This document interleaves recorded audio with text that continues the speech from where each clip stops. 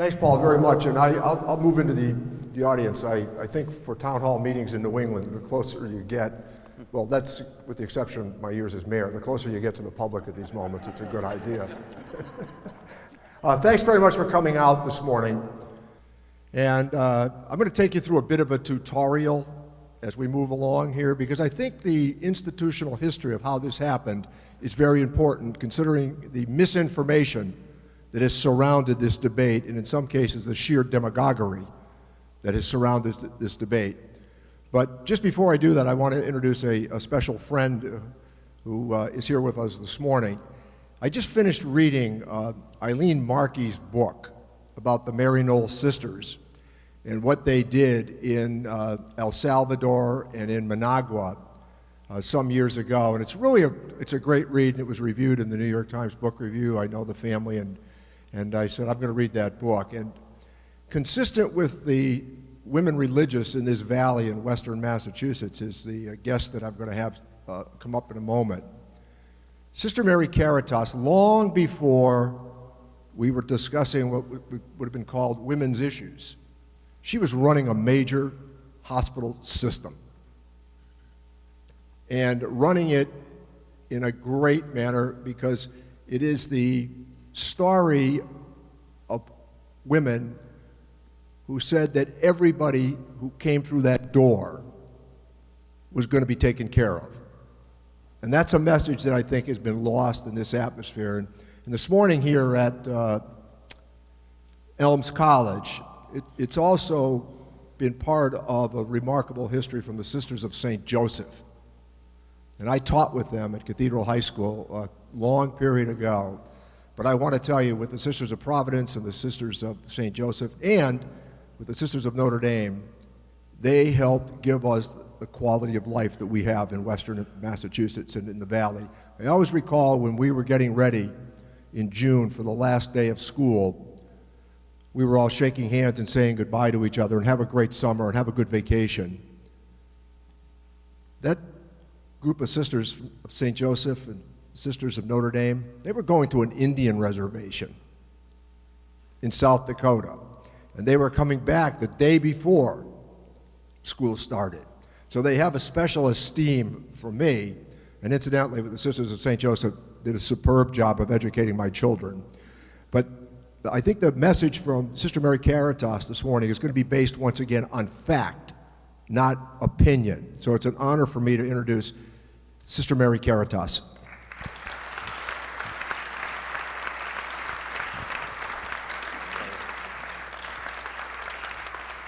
Thank you, Richie. I just want to join with my friends from SIEU 1199 and congratulate our congressman, as they did in the paper. I know there's one circulating, but there's a full-page ad from them, and I want to join with them and thank them for doing it. I also want to thank our congressman for his courageous stand. I was able to watch part of the C-SPAN, and I did see the hearing, not all of it, but he asked the most appropriate questions. He asked very penetrating questions, and he made some very important remarks. So give him a round of applause, because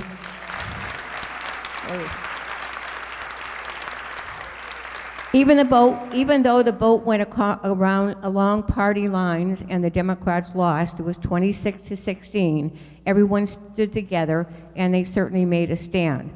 Now, our only hope now is that there'll be some enlightened people throughout the House who might take a stand, and then I hope that the senators will stand together, because they've already said it's dead on arrival in the Senate. So that's their only hope at this time.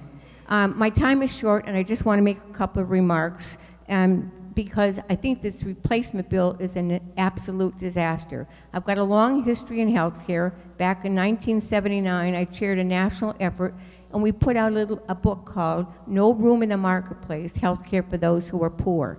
At that time, we called for universal coverage.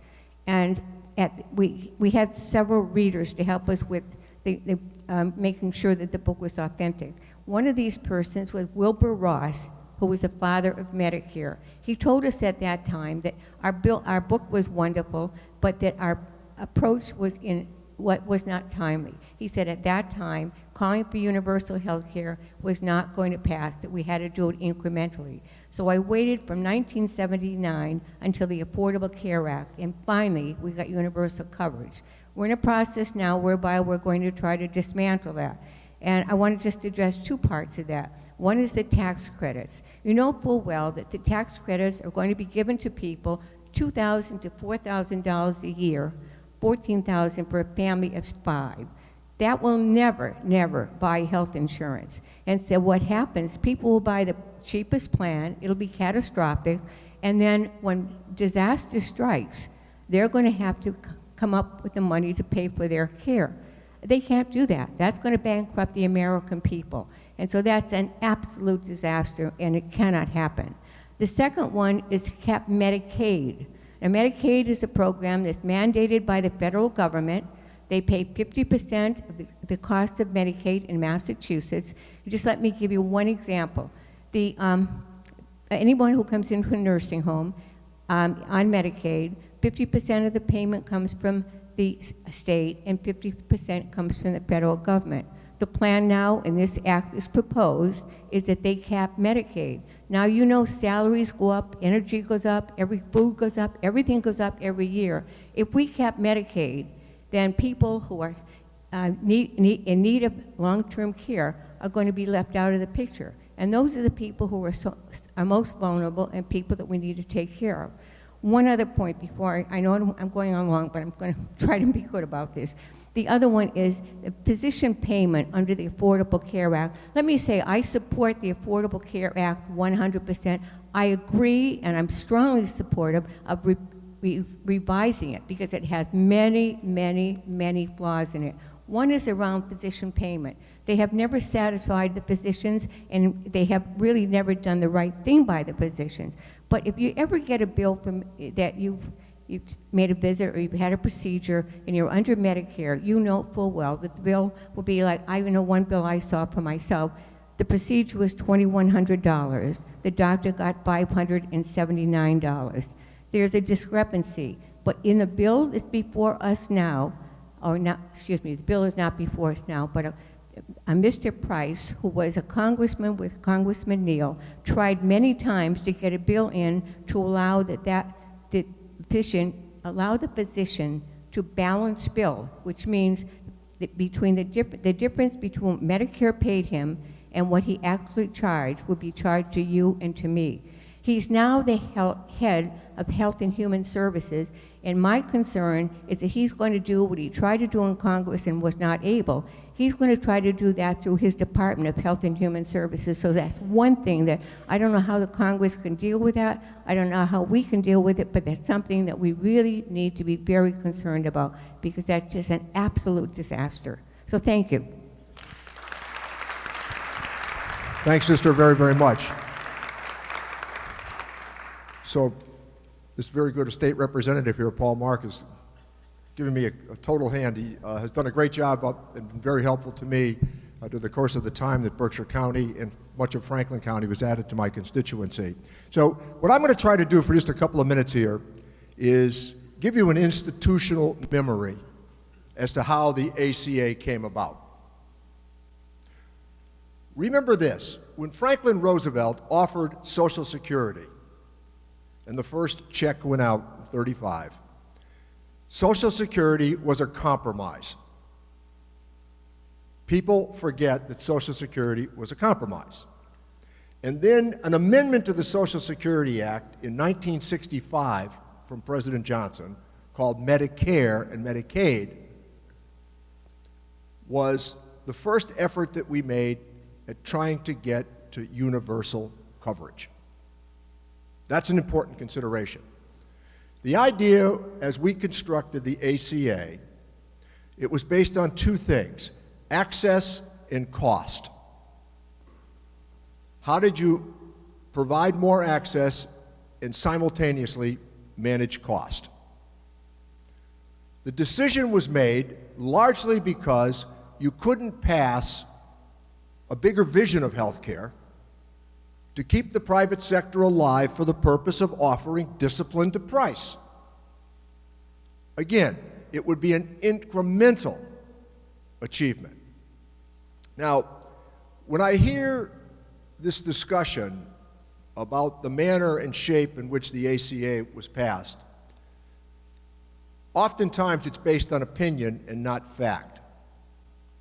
So I want to give you some statistics this morning as to the run-up for the Affordable Care Act and what we did at that time in the majority.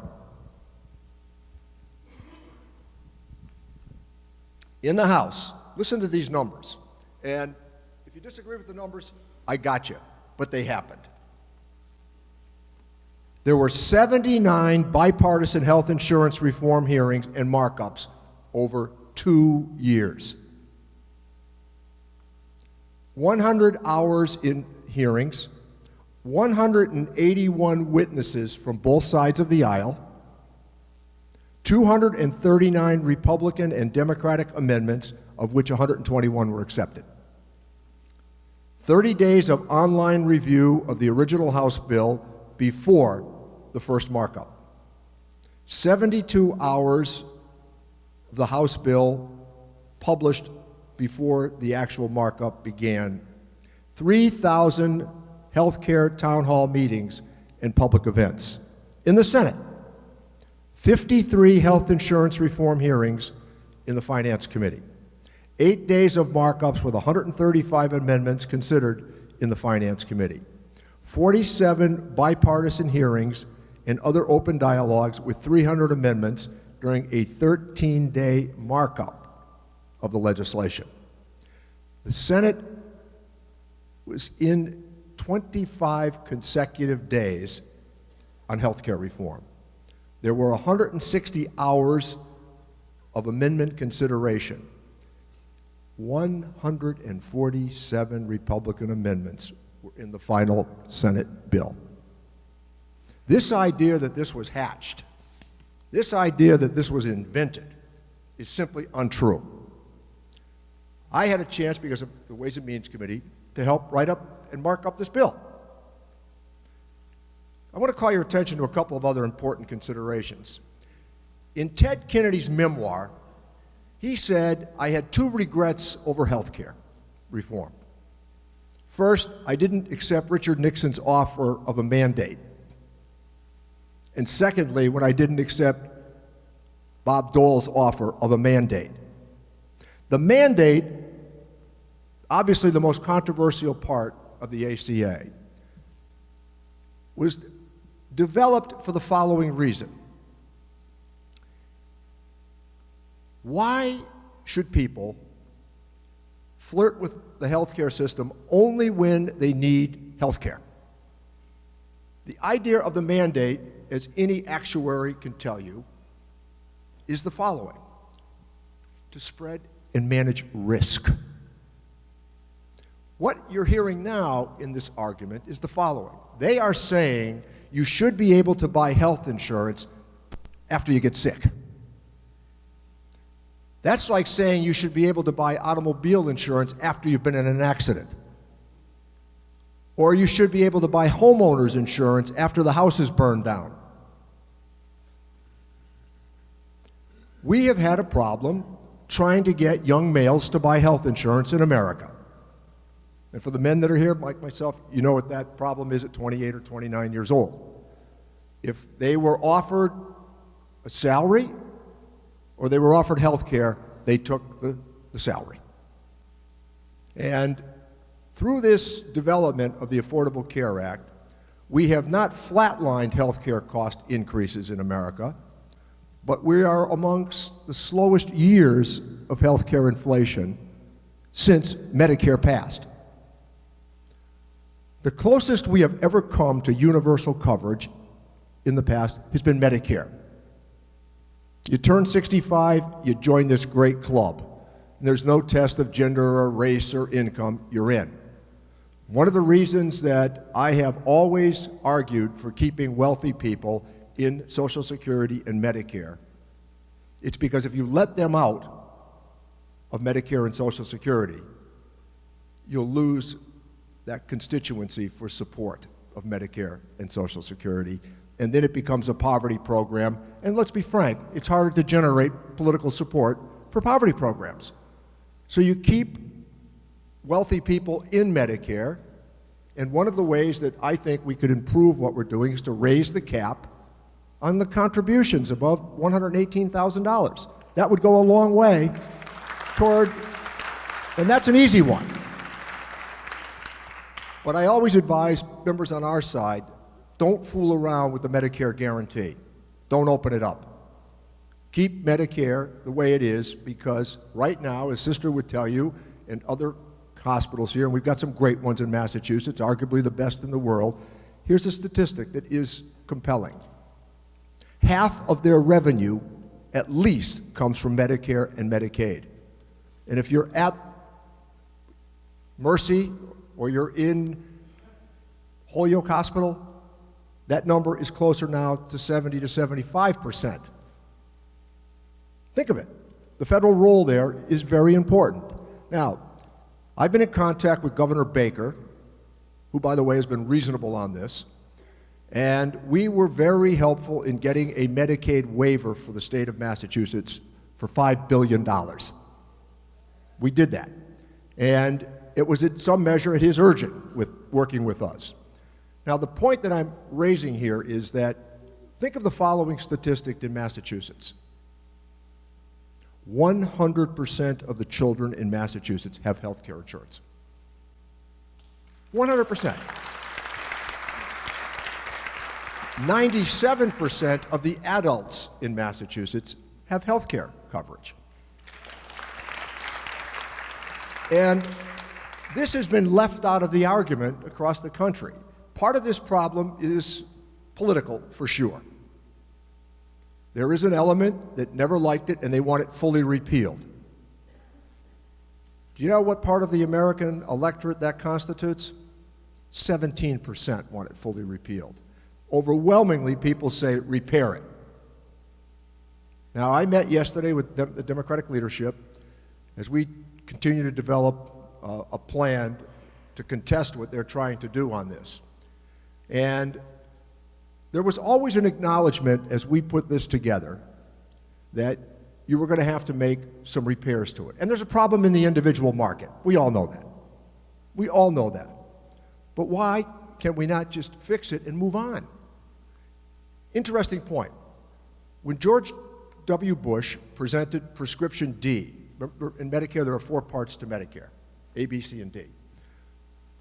Part D is the prescription drug benefit. Now, we opposed it when he offered it because of what was known as the donut hole. You had to spend down X number of dollars before the benefit kicked in. So we won. The first thing we did was to fix the donut hole and move on. Now people accept the prescription drug benefit as settled law. So a couple of other points here before I have a chance to hear from some of you. Another point here that's I think, critical.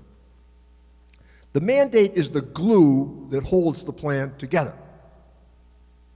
And the reason is the following. We did one thing that they're not going to have a chance to change because it's so wildly popular with the American people. We got rid of the ban on pre-existing condition. The idea that a child born with diabetes could never get health insurance.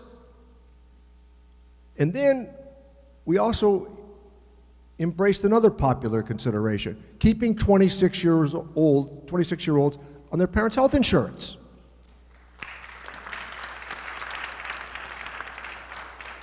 The good things in the Affordable Care Act based on women's health care are extraordinary.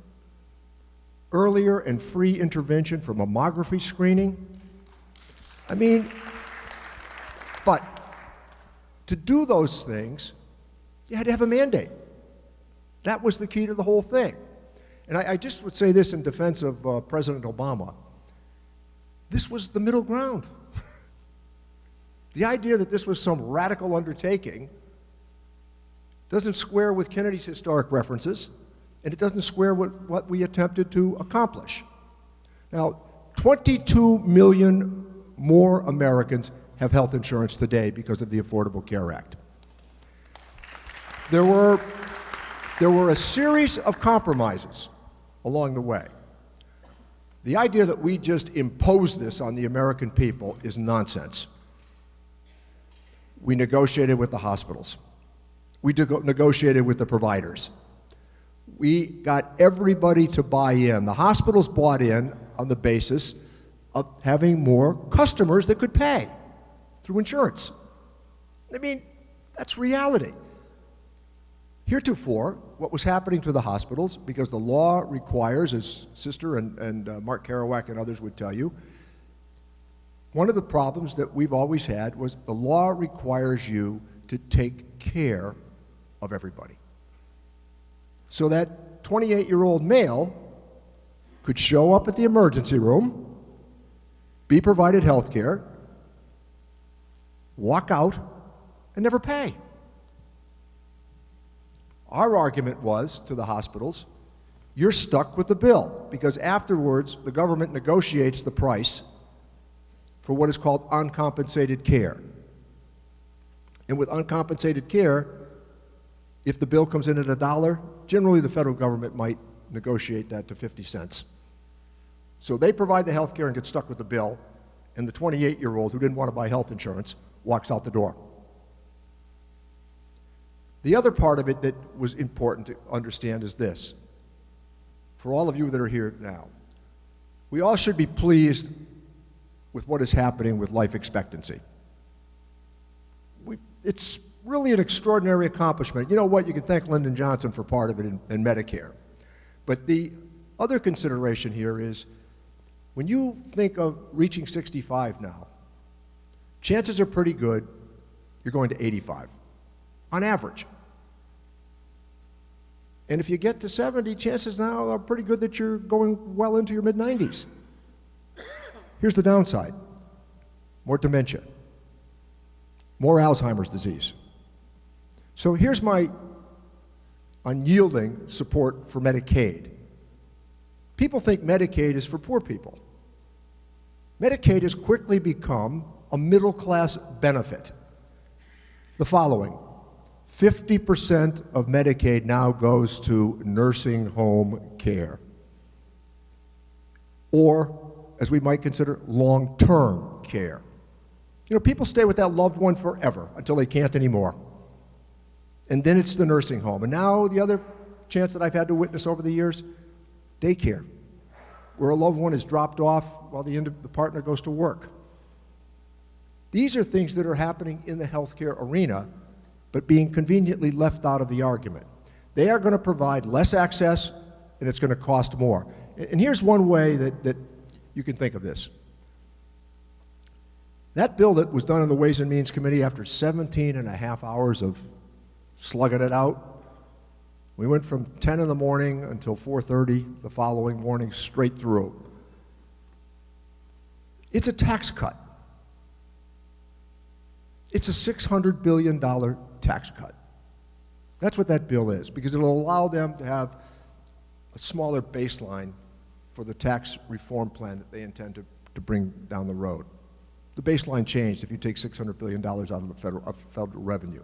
I had an interesting debate on tanning salons.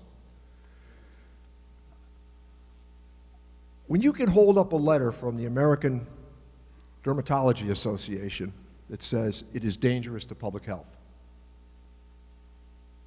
the tanning salons, and you can hear the other side say, well, this is about jobs and you killed them with a tax plan, your tax plan. It's about public health. And I said to the fellow, nice enough guy from Pennsylvania, he was making the argument. I said, well, let me follow your logic. After you take away their health care insurance, they go to this tanning salon and get skin cancer. And without health insurance, they go to the hospital so that we could go back to uncompensated care? Because that's really the logic of it. Part of this legislation was deemed to address public health, earlier intervention. You get that child in quicker. People postpone surgeries all of the time, elective surgeries. And the idea here was to get them to enter the healthcare system at an earlier stage, because then the problems could be better managed going forward. So you've heard from me, and now there's an opportunity to hear from some of you. I would hope that you could just state your name and your residential address. The 1st Congressional District has 87 cities and towns with 736,000 people.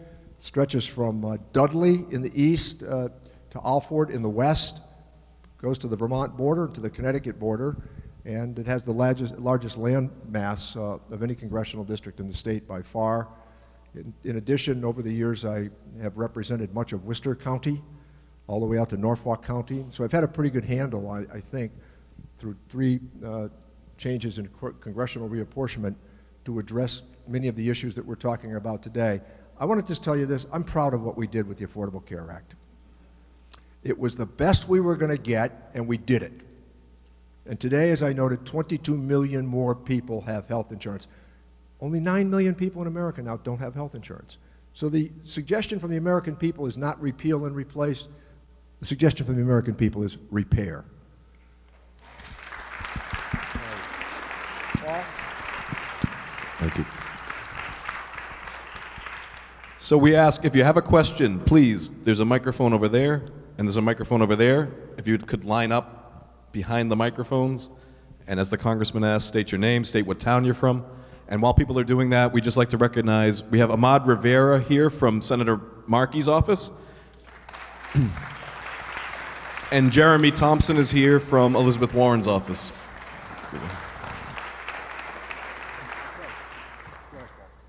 Please. Congressman, I appreciate everything you've done so far for us. I have one question. I watched the committees the other night, the Dems and the GOPs, and I stayed up till 4:30 in the morning. A lot of amendments that were brought up during that discussion. They were voted on.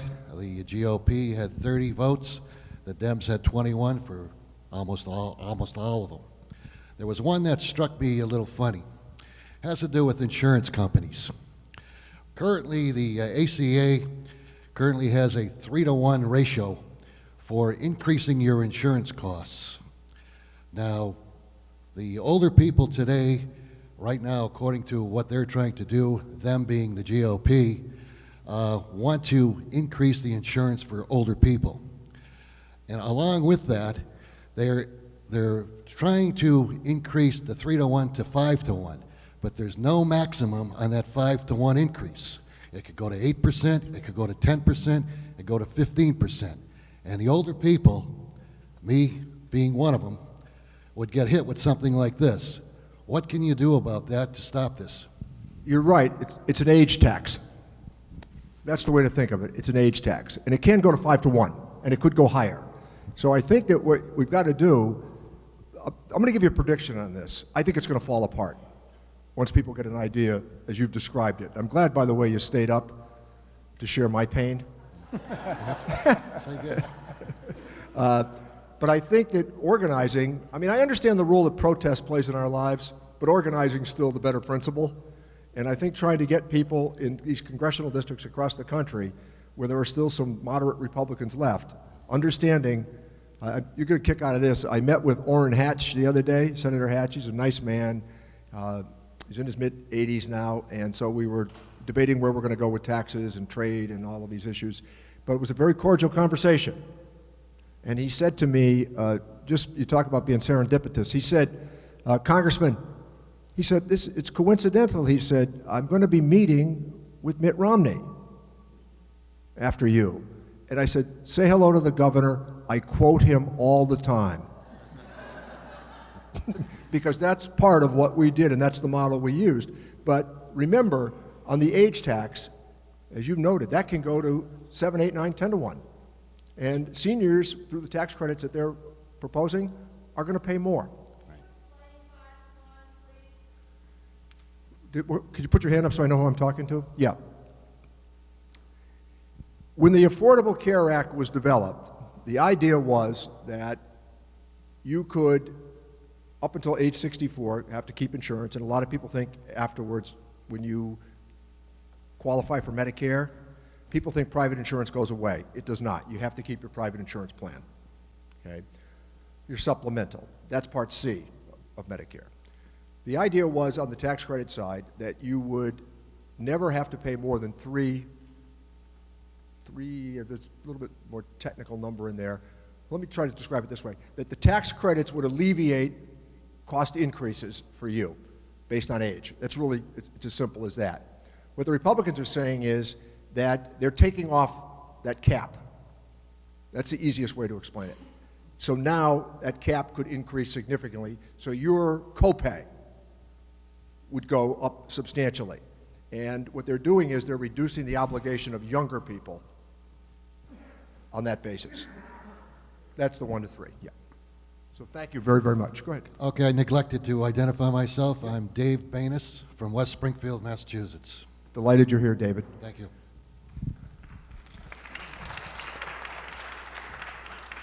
Good morning, Congressman. I'm Manny Wenig from Long Meadow And AIC? and AIC, but I didn't live there. Neither did I. I strongly believe in the mandate. I've thought about the mandate for 30 years, even when I was a controller at a company and people would complain that they had to carry the insurance. And I used to simply say, if you're not taking insurance, you're just a freeloader. That's all you are. Own up to it and call it what it is.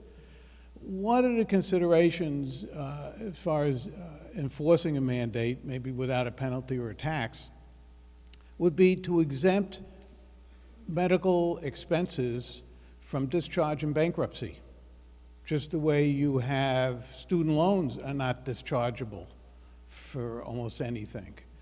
I don't think the Republicans will go along with it because I think they're hypocrites.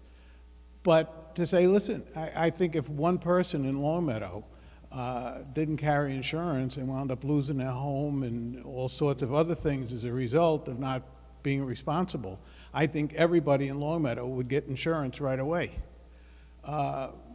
That's one way.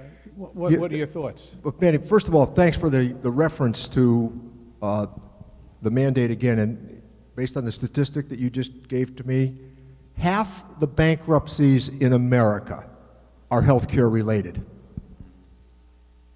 Good people get sick, they don't plan to get sick, and they lose their job.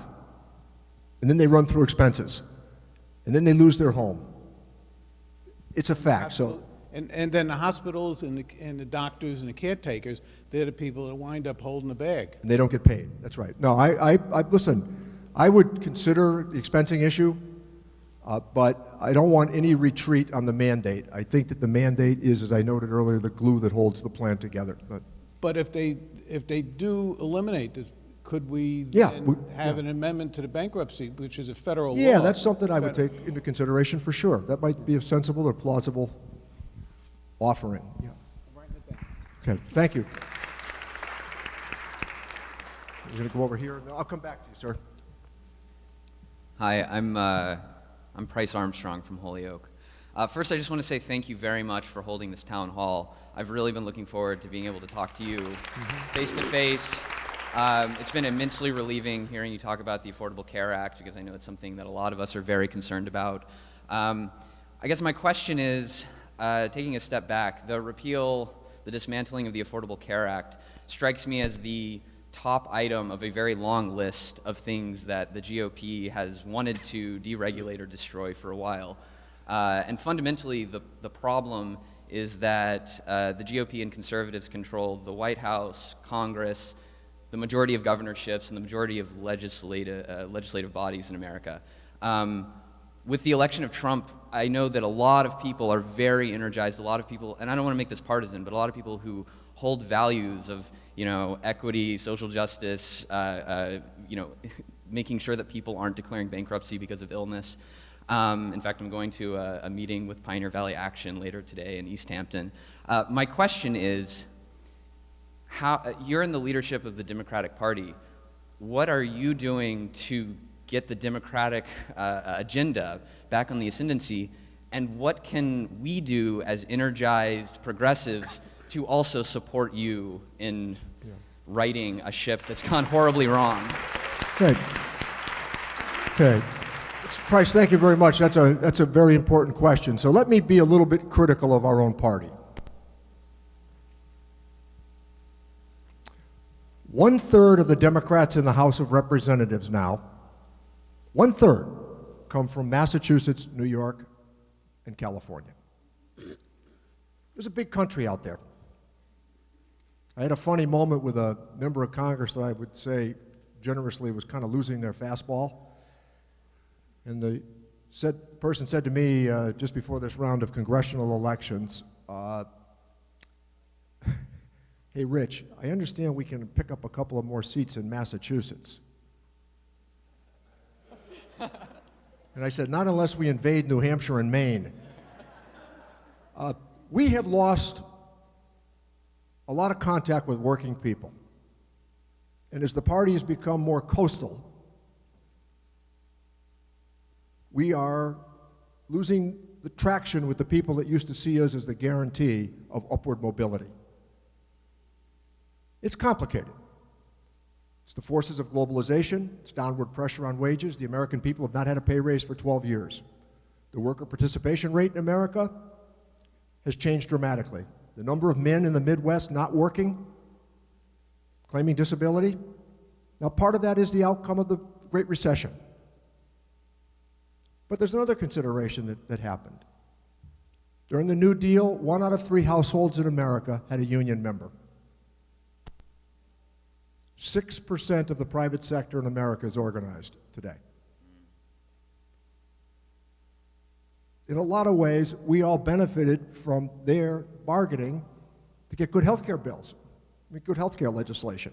They were the ones that pushed for Social Security, pushed for Medicare and Medicaid, and yes, for the Civil Rights Act of '64, the Voting Rights Act of '65, and the expansion of fair housing. So there's an advocacy group that has been sidelined. That's part of it. But the other part of the problem is, I think we need to spend more time as a party on aspiration and talking about the problems that people have every day, including tuition, college tuition, and talking about the role that community colleges could play and apprenticeships could play. And let me give you another kind of shameful note. Right now, as we sit here in Chicopee, there are almost 20,000 precision manufacturing jobs in New England, the smallest geographic part of the country, that go unanswered. That story in the Republican on Monday morning about those giant screws, 3 or 4 feet screws, and the fellow said, we pay competitive wages with full benefits and I can't get the employees to do it. That's the role of community colleges. That's why we should all unite around the idea of expanding that opportunity for people to go to school at an affordable cost. And also, I think we need to change the tone of how we talk about some things. And we need to go back to the idea that we really care about you. So let me give you a couple of more statistics. Hillary Clinton lost Wisconsin by 22,000 votes. 40,000 fewer people showed up in Milwaukee County. She lost Michigan by a hair. She did better in Pennsylvania than Barack Obama did 4 years earlier.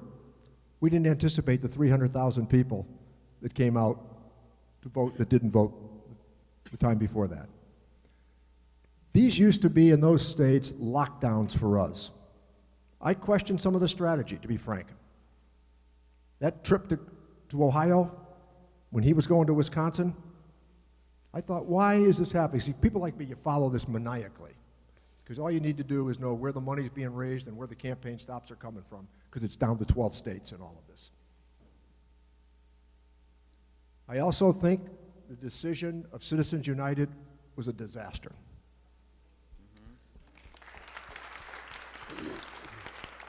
But the reality is you deal what's in front of you. And I think that for those people who used to say to us in Ohio and Pennsylvania and Michigan, she lost Ohio by 8.5 points. She did better in Texas than she did in Ohio. So we can't just wait for this kind of trend to play out where all of a sudden we're going to be competitive in Texas. We need to go back to those people that used to be for us and say, we hear your concerns, and it's about job security and college tuition and wages. And that's what we need to be talking about, lifting their lives as well. I would just give you a little bit of a, I get concerned about the Hollywood part of the Democratic Party. I think it's far removed from the reality of where I grew up in Springfield. And I think it's changed things. And I think the more we do with celebrity in politics, the more you end up with media that entertains as opposed to inform. So when I listen to this every day, and by the way, I thought the most refreshing part of the healthcare debate so far came from Donald Trump. He said, "Who would have believed it could be that complicated?" Me. Thank you, Price, very, very much.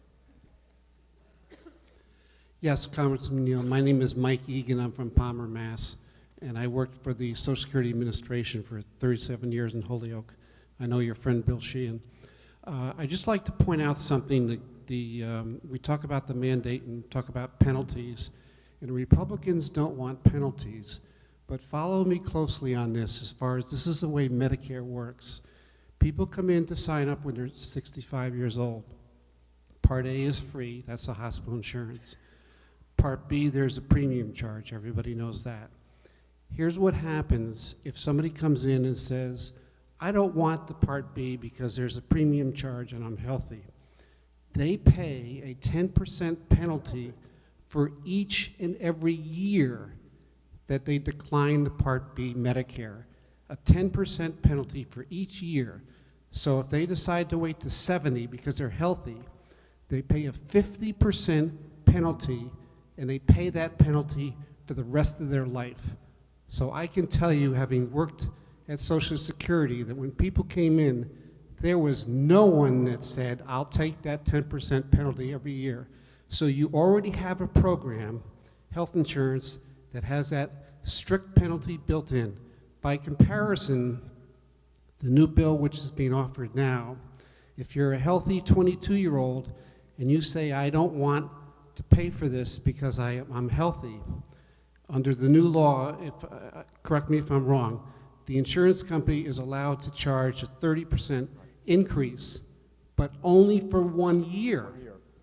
So what's going to happen is all these healthy people are going to say, I can take care of that 30% for 1 year, and I'll postpone getting it. So you're never going to have that pool. But I think you ought to use that as an argument, that 10% for every year. And lastly, I would just say, I was going to hitchhike on what you said earlier. The government has a mandate, if you want to drive a car, you got to have insurance, you got to pay for it. You can't say I'm a good driver, therefore I don't need to buy car insurance. You have to have it. So we have plenty of mandates from seatbelts to everything else. Thank you. And you raised another really good point, and I hadn't intended to get to it, but how grateful we are for Social Security. And, you know, I led the charge against President Bush Jr.'s privatization plan. And another great part of Social Security and Medicare, and I drive this home to people all of the time, you can outlive an annuity. You cannot outlive Social Security. That check is coming. It's a generational guarantee that right now, as you will confirm, the young people that are here can call the Social Security Administration, give them a prospective date of retirement, and the Social Security Administration will give you a prediction of what your benefit is going to look like. It's extraordinary what Social Security did. It's the greatest anti-poverty program in the history of mankind. The idea that we even have that discussion is just beyond me when you consider that the average benefit is about just a little under $15,000, I think, a year. Nobody's getting rich on Social Security, but you do have private savings, a retirement plan, which they're being changed all the time.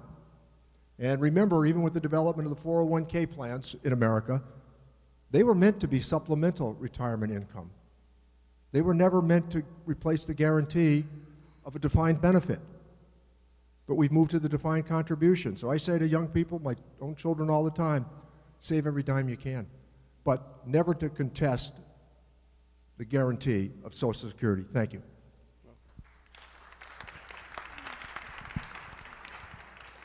Hello, my name is Lindsay Rothschild. I'm from East Hampton. I've been haranguing your office for this town hall, so thank you.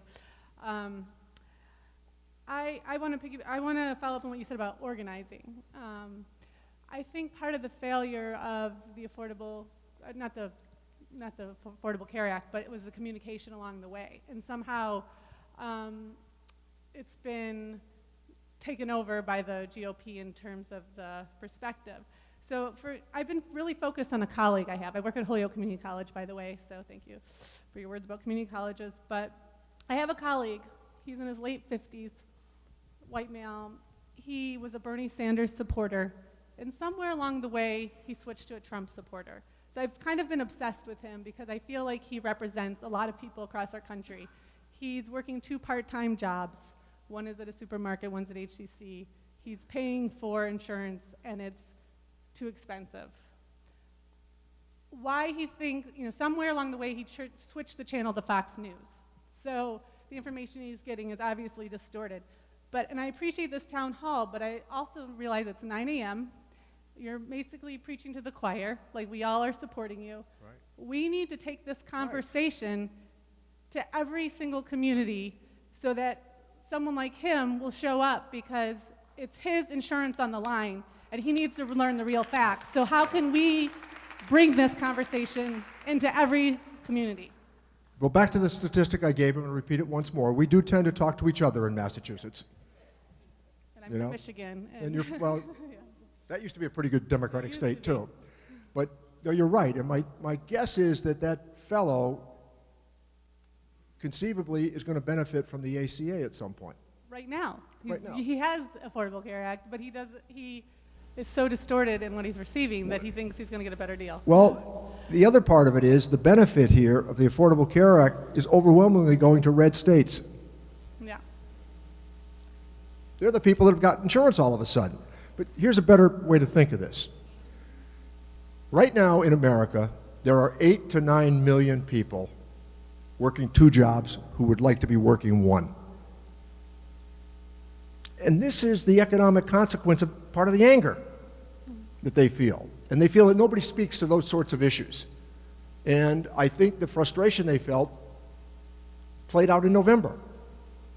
I don't sense that they were necessarily for Donald Trump as much as they were upset about their own circumstances in life.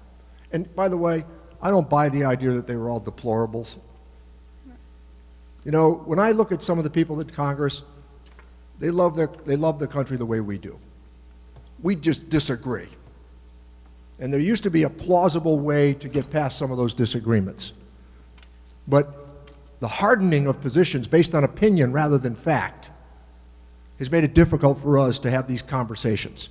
And I think that places like Ohio and Pennsylvania, those are places that we ought to be making some inroads and talking to people there who used to see us as their way up. And I think that, again, the conversation in Massachusetts is we talk to each other, and we'd be better off in other states having this conversation. When I joined Congress, by the way, I'll give you an interesting statistic. We had a majority of Democrats in Alabama, Mississippi, Louisiana, Florida, Texas. Now, they weren't with us all the time, but guess what? They gave you the fulcrum of a majority. They elected a speaker. They elected a rules committee. I know this sounds like inside baseball, but if you're here on Saturday morning, you like inside baseball. So I used to forgive them if they were with us 2/3 of the time. So now a more pure political party has given us the lowest number of Democrats in the House since before the New Deal. And I just keep looking at arithmetic and saying, well, it's time for a reset. And I understand the desire for purity, but in Massachusetts, it's now the suburban independent voter that decides these elections. They're 55% of the electorate in Massachusetts. Democrats are 33 and Republicans are 12. And I've seen what's happened inside that 495 Beltway area in Massachusetts.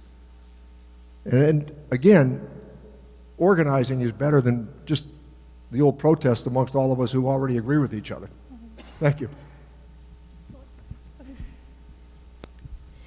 Hi, I'm Deborah Shanowski, and I'm from Chicopee. And I think what is most important to me is to really understand what it is that caused this turnaround and caused people to vote for Trump and to push this whole Republican agenda that is so frightening to me. It's the first time in my life, and I'm 60, almost 62, that I'm actually scared for everybody all the time because of what they're doing.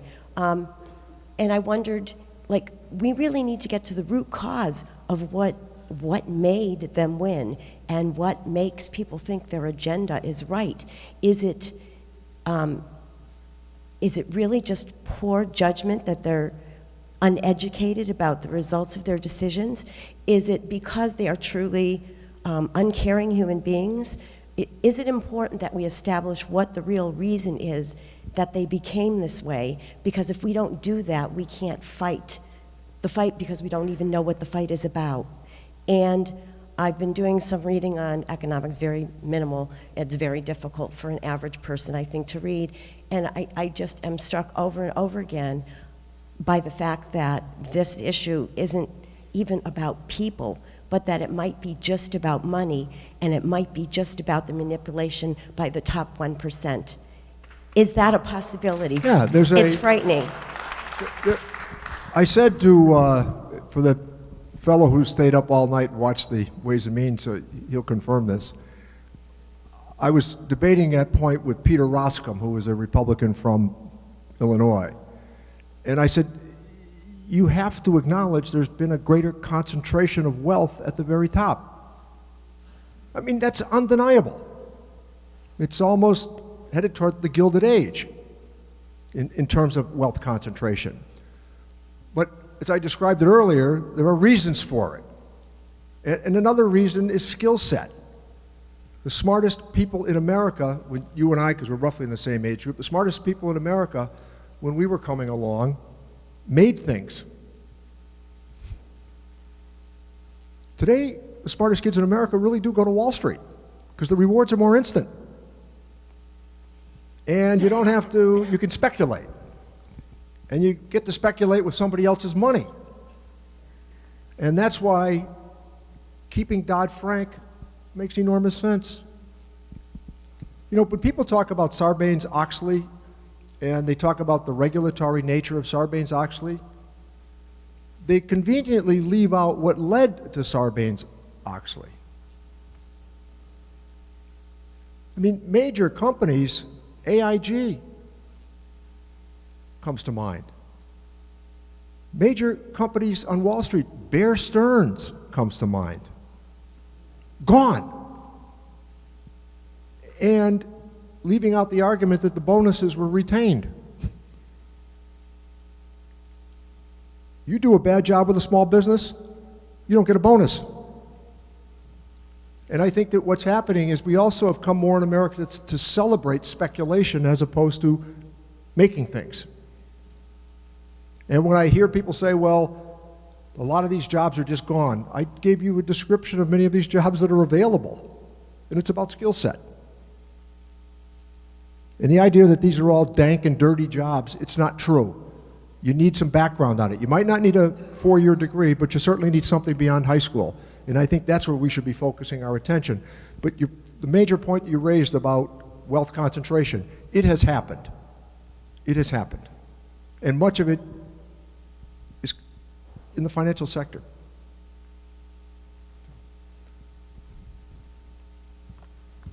Please. Good morning.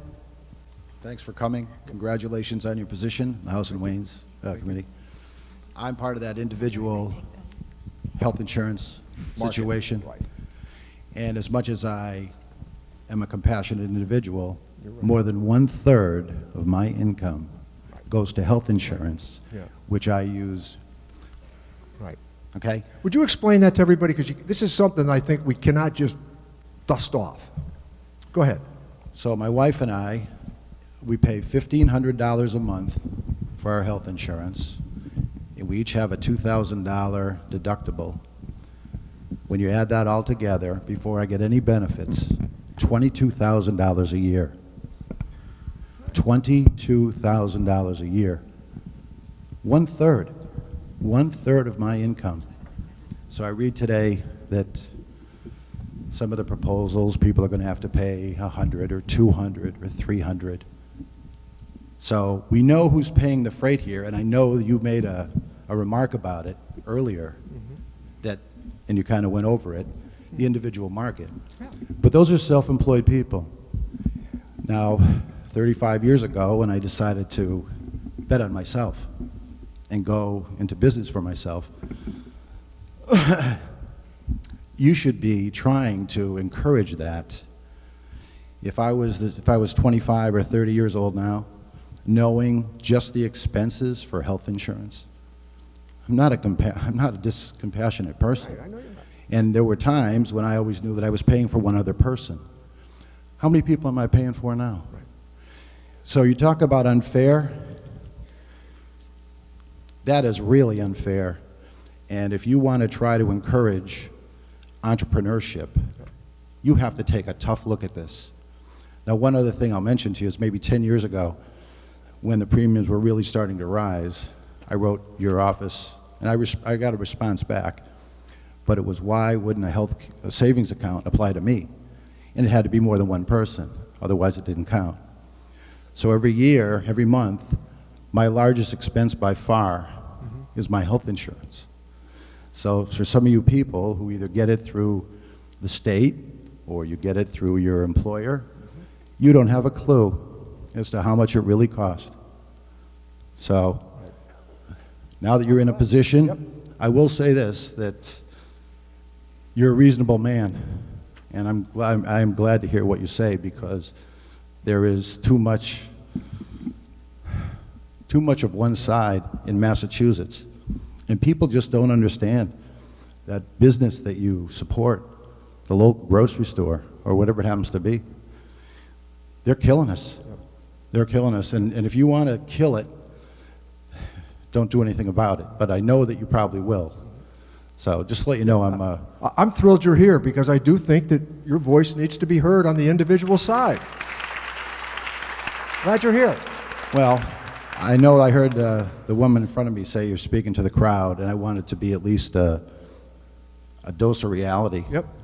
And the other part of what you've described is it's impossible for an employer, I shouldn't say impossible, but it's harder for employers to give pay raises if their healthcare costs are going up each year. Well, the one thing I will say is that it's so important, and I think we all know this, that people have to have a little skin in the game. Yep. And if they don't have skin in the game, we know from experience that they just don't care. And it's all of a sudden, it's, where's my check, you know? One of the challenges you have in politics today, people hear the opening words of an argument and they retreat to their corners, instead of trying to hear through what the problems are. And as a national statistic, which I know is not going to be comforting, it's about 6% of the insurance market, the challenge you have. But we still should be addressing it. And at a different time in politics, we would have addressed it, as opposed to now the retreat. But I guarantee you that individual market has to be addressed. Well, I take it your word, and good luck, because Thanks. I know you're going to get some support, maybe not from those Congress people from California, but maybe from the ones from the middle of the country. All right. Thank Fair you. enough. Yep. Hi, my name is Kirsten Beatty. I'm from Holyoke. I'm here because this hasn't been brought up, but I don't know the possibility of it. My interest is kind of, I know the great thing would be is if we had single-payer health care, then the employment would be easier, all those things. But the other thing I'm thinking about, the cost of health care is going up because of corporate problems. And the corporate problem that I see, other than prescription costs, is pollution is causing a lot of people to become ill. So I have some stats here that I would just like to share. Glioblastoma tumors, they're always saying that we're just as healthy as ever, always healthier, but glioblastoma tumors went from smaller than 400 per year to 2,500 per year from 1985 to 2013. So it's just steadily going every year. Like now we have over 2,000 people. And those are not just from improved diagnosis, because those, when you get them, you die, and you die quick. So it's not improved diagnosis. People are getting these more. Childhood cancers, jumping up. There's been a ton of articles on that and other illnesses. The increase in diabetes in children, 30% each year. Primary infertility is when you can't have a baby even though you're trying for a year. 46% of women in the USA have that from 2006 to 2010. I think that's very high because in 1965, it was 17%. I think pollution is causing this, not just people being able to live to old age, because a lot of it is childhood problems. And I have another thing that no one's looking at, and that is wireless radiation. No one's paying attention to it. And I looked at a lot of the research and found out that there's tons of studies out there where it's concrete. The apple falls down and hits the ground, that your cell membranes open up, calcium ions jump in, everything else falls out, the potassium. When those calcium ions go into your cell membrane, that's pollution in your brain. You have malnutrition, and you have damage inside your cell because it can't do the things it's supposed to. It causes swelling, edema in your brain, which causes headaches. Now we have a lot of kids getting headaches, 40% in Finland. So my thing is we want to improve healthcare, but what I see is a lot of people are becoming extremely ill, extremely environmentally sensitive, but they're becoming ill at very young ages, and our whole system is based on children being able to support us in the future, and we can't do that if we make them sick. So if we become brain damaged, if we become ill, then corporations are responsible, and we're responsible for trying to change things. And so my question is, I know people have brought it up. Engineers, people like this have brought it to Congress, said, wireless is kind of an issue. People are doing some things in other countries. It's going really slow because of greed and because of the problem of change.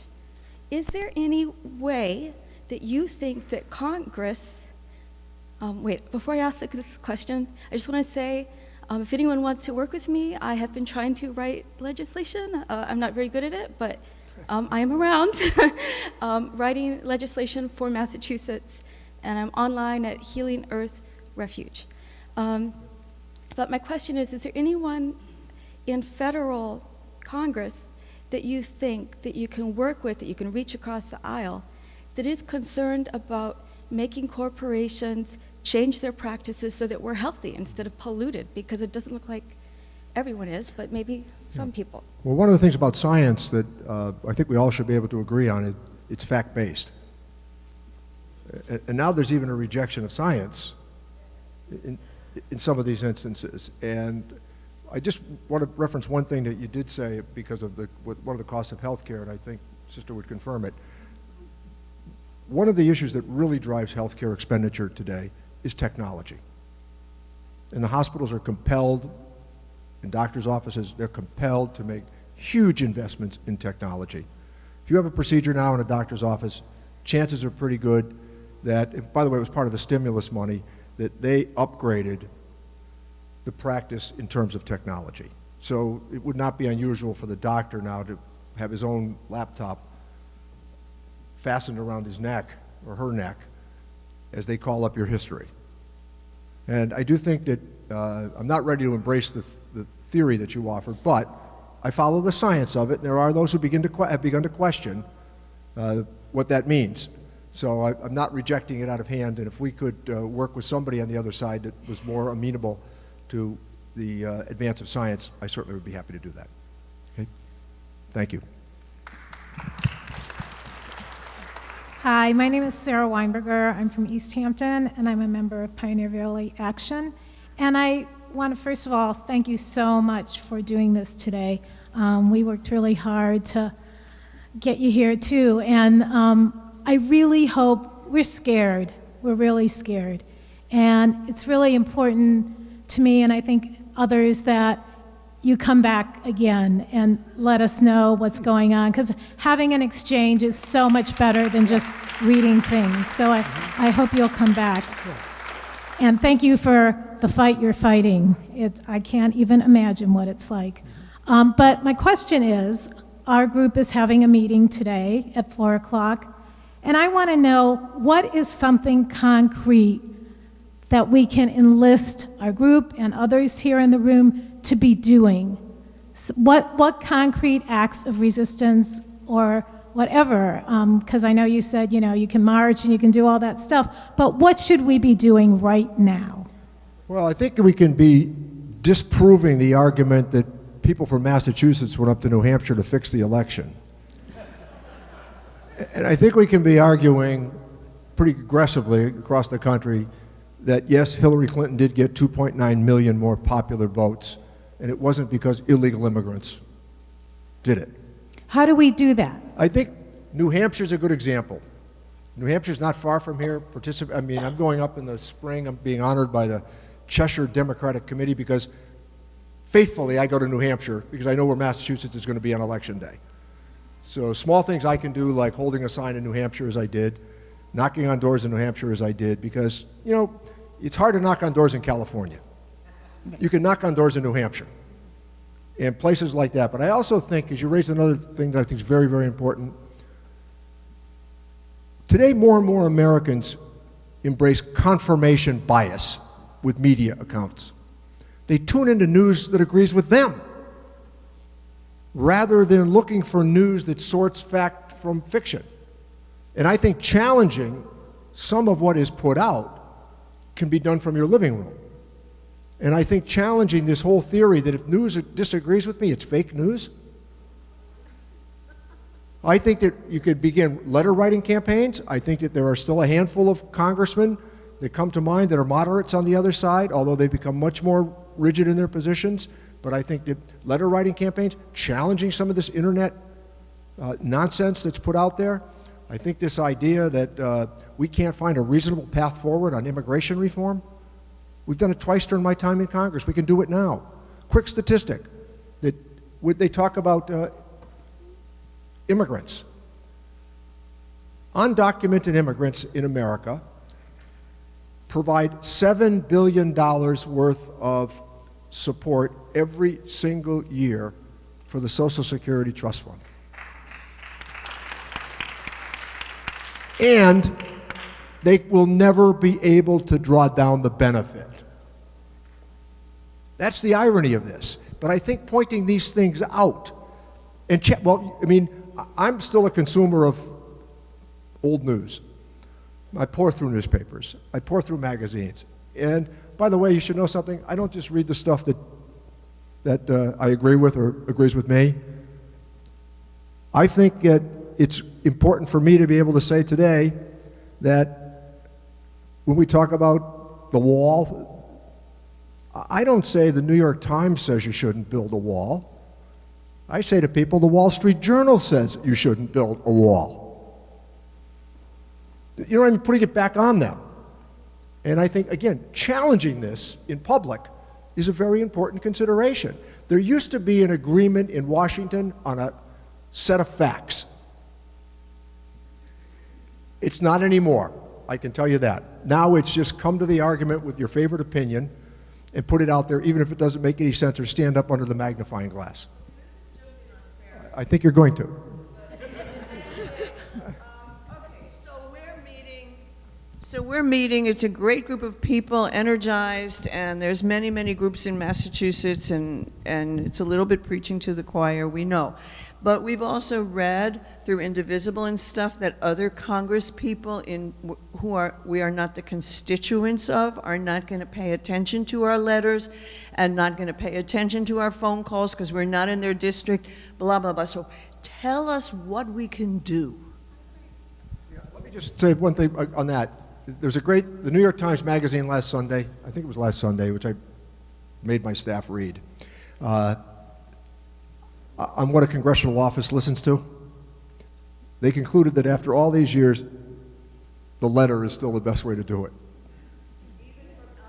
Yes, yes. And I also think, you know, in places like Ohio or places, you know, outside of the Northeast, you could adopt a congressional district. I mean, those are the kinds of things that you could do, whether it's letter writing. And I also thought one of the best things that Barack Obama said when he was leaving, because he did a farewell with the Democrats. And by the way, because it was private, he acknowledged our shortcomings, his shortcomings. That's another part of this business, you know, and not to be derisively noted when you say, well, I wish I had tried this, wish I had tried that. But he had a great line. He said, somebody raised the question, he said, get off the internet and stop arguing with people you're never going to know. I mean, the amount of time that is spent with these senseless arguments with people that just have an opinion and espouse it, and they do the hit job and they move on, it's not worth it. But I think adopting a congressional district or that sort of work, and by the way, I got to tell you about SEIU, one of the reasons that I really like them, they'll get out and do some work for you. I mean, I got to tell you, I call them and say, we need 50 sign holders. They don't show up with 49. You know, I mean, that's it. Yeah. Thank you. Please. Hi, Congressman Neal. I'm Drew Milroy from West Springfield, and I have a note of encouragement and a couple of questions. And the encouragement is to ask you to continue to make yourself available like this.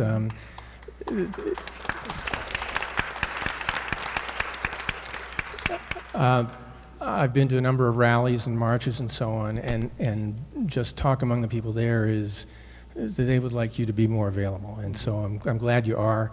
And encourage your staff to try to make your websites sort of more user-friendly and accessible. Mm-hmm. The notice for this was apparently on your campaign website and not on your official website. There's a reason for that. Let me explain that. See, that's again important. I'm glad you brought it up only because I have to explain that to you. There's a reason for it. If you use your member's account, you can't offer critical advice of the president or anybody else on that, because that's for managing constituent issues. That's the law. And we decided to follow the law. Perhaps then, sir, you could put a notice on your official website, see my candidate website. So that's one thing. And then in terms of the questions, I'm glad you brought up Medicare and Medicaid and Social Security. Since at least the 1970s, we've known that the Social Security Trust Fund was probably going to run out, and that's predicted to happen in, what, 2030 or so.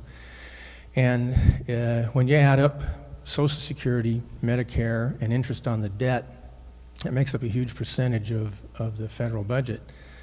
So as a person who receives Social Security and I'm eligible for Medicare, I don't want to see my benefits go down. But I think it's time to confront the reality that when you do the numbers, there just isn't enough money. And while it's unfair for me to have to take less because I've already paid in, I think it's more unfair that younger generations, they're going to have to pay for us and still not get much for themselves. So I'm hoping that Congress will confront that reality and do the math and let us know. I mean, what is the realistic way forward here? If people like me are going to, having already paid in, if we're going to have to take less and pay more, let us know soon, please. So what can you do in that way? That's question number one. Question number two, what specifically can you do to fix the ACA, the problems that people are talking about? What specifically can you work with other members of Congress to do to fix those, hoping that this other thing isn't going to pass? Okay, on the first count, I pay a lot of attention to Social Security. And every year, the Social Security trustees, under the pain and potential penalty of the law, they sign the document certifying the health of the Social Security Trust Fund. So the Social Security Trust Fund right now will pay full benefits through about 2031, 32. And after that, 80 cents on the dollar for the next 20 years. This idea that the Social Security Trust Fund is near bankruptcy or lapsing, there's no evidence that supports it. When I challenged President Bush on the issue of the Social Security Trust Fund and on the reliability of Social Security, they made the argument at that time the Social Security Trust Fund was going bankrupt in 2034, 2035. That's akin to Paul Revere riding through the streets of Boston saying the British are coming in 30 years. The Social Security Trust Fund is fine. The people that peddle this argument would like to put their hands on the Social Security Trust Fund. They're the ones that put out the bad news all of the time on the Social Security Trust Fund. It's going bankrupt. The Social Security Trust Fund is not going bankrupt, and if we did anything that was really important during those years, we stopped them from trying to turn the Social Security Trust Fund over to Wall Street.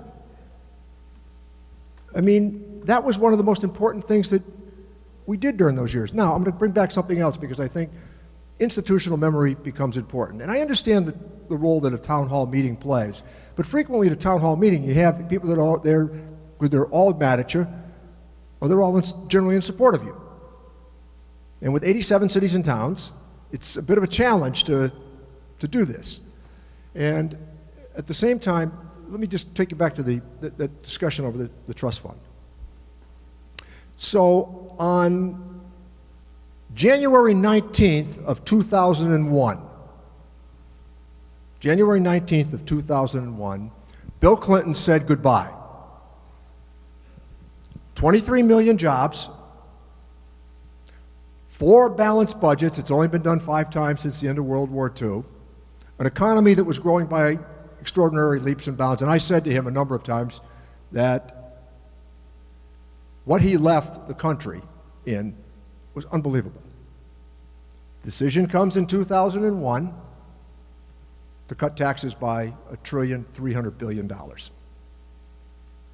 And then in 2003, we cut them by $1 trillion again over my objections. That's where the deficits come from today. That's where these deficits have come from. And trying to dig out has been very, very hard. Because when they throw that number of $20 trillion of debt, you can thank many of the things that they did for getting us there. And I'm going to take you back to that Clinton argument for a moment. I was at the White House one night with him. He came down the hallway, and he said, "Hey, Rich," he said, "how's the vice president doing?" I said, "I don't think he's doing very well, Mr. President." And I said, "We have this period of prosperity in the country, and he's struggling?" Clinton said to me, "Well, I can understand that." He said, "I gave him prosperity. They think Bush will give him a tax cut." That's the problem with these arguments. There are consequences down the road. And on the ACA, I think we need to address that question the gentleman raised earlier about what's happened in individual markets. We are never going to get him on board with us until we address that issue. And it could be done with an element of being reasonable.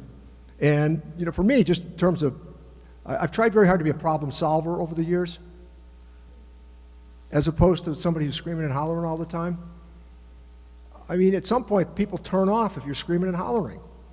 So you try to find in that conversation that little path that you might get forward. And the ACA was one of those moments.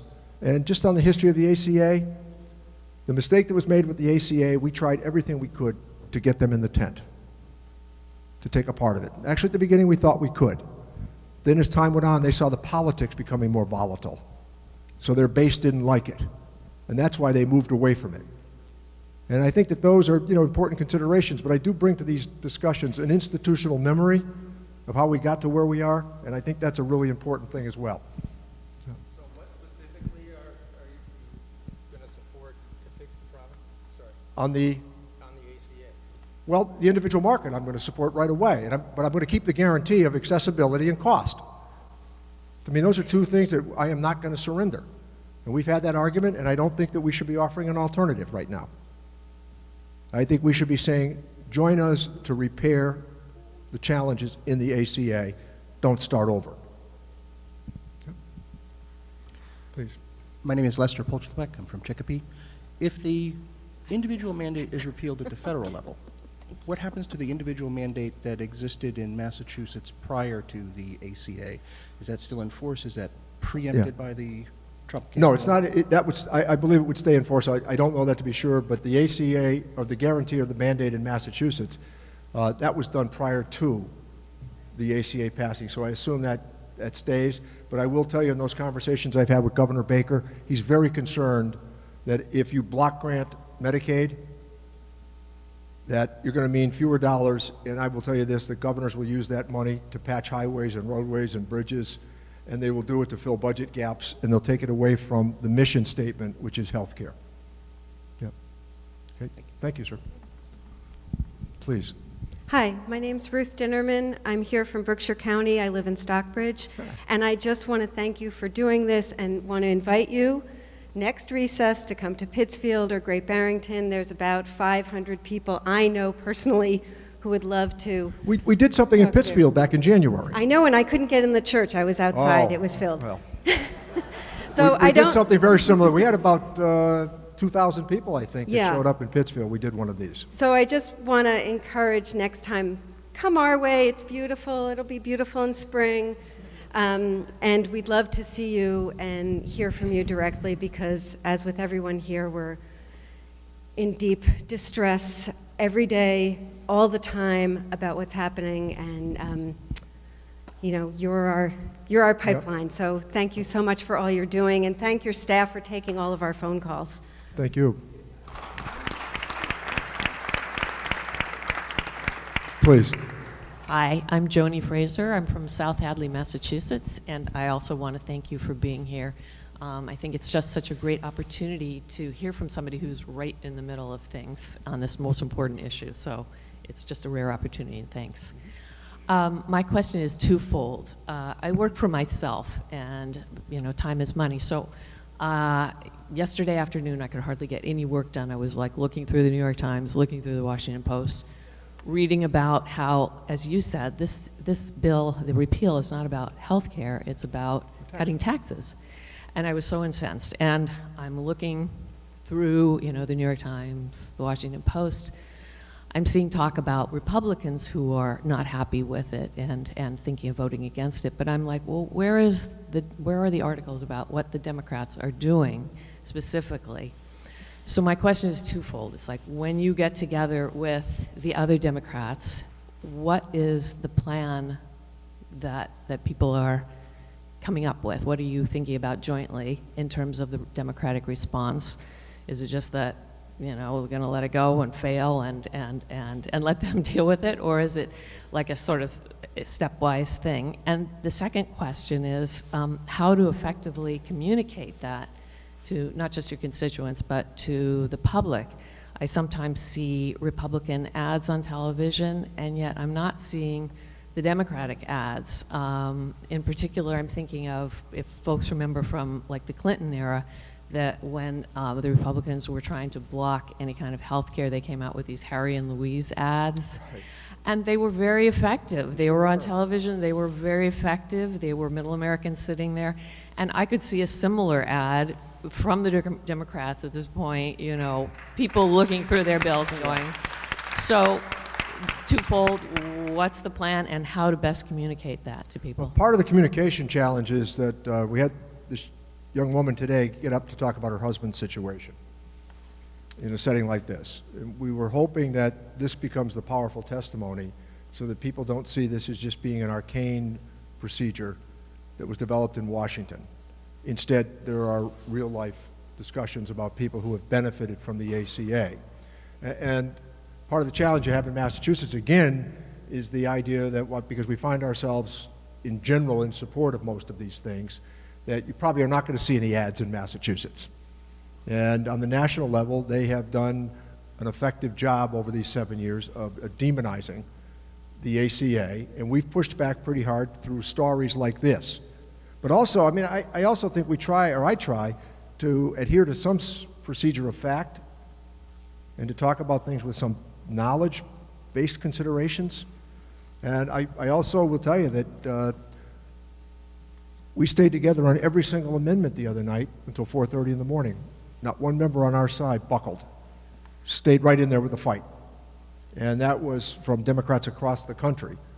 So I think that pushing from that angle is a really important consideration. But continuing to tell these stories, there's nothing more powerful than that, and people that have benefited from it. Because that fellow that you were talking about, he doesn't think he has benefited from it. He buys into that this is against him. And I think spending time with him would be important, and just not shutting ourselves off from them. Again, chances are pretty good there was a time in his life when he used to vote for us. Yeah, thank you. Yes, sir. Yeah, hi, my name is Stephen Morantz. I'm from Long Meadow. Nice to see you again, Steve. Yes, I'd like to congratulate you on your rise to ranking Democrat on the House Ways and Means Committee. And this is a bit of a tangent from the ACA, but being on the House Ways and Means Committee, I am under the impression, I know that you actually in the committee took a vote about whether to investigate the president's tax returns, which he has not given us.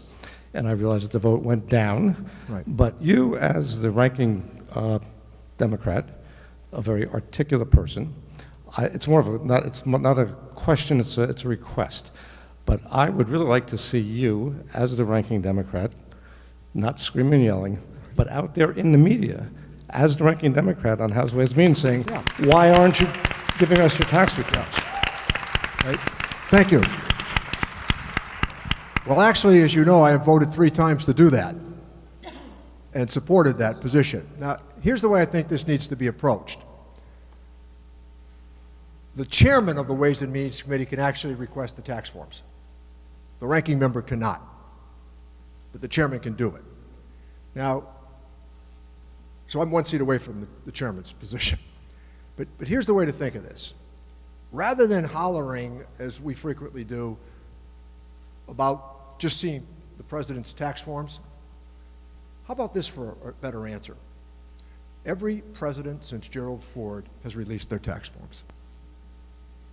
I mean, you can present that in any group setting or audience. Every president since Gerald Ford has released their tax forms. Why not now? And I think you can talk, as the previous speaker did, that's how you convince people that there's ample precedent for a president to release their tax forms. And during the campaign, if you remember, the president said he was under audit. And then he said the people don't care. And now his staff says they will never release those tax forms. And I think that for us, we need to keep up the argument about every president since Gerald Ford, Democrat and Republican, should release their tax forms. And my hunch is at some point you're going to get to see some of what's in those tax forms. If you remember, again, during the campaign, the president said that he was the only person that knew how to fix the tax system. The only one. Well, the starting point ought to be a conversation as to how that was done. So maybe you could give us some guidance through how you used preferences, deductions, and qualifiers in the code to beat the system. That's the way to approach it. But we're not going to let this go, I can tell you. And as we get to tax day, there's a real opportunity here to talk about this on the 15th. Thank you. Yep. Yes.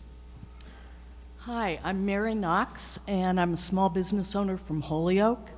And first of all, again, I'd like to say thank you for putting this all together.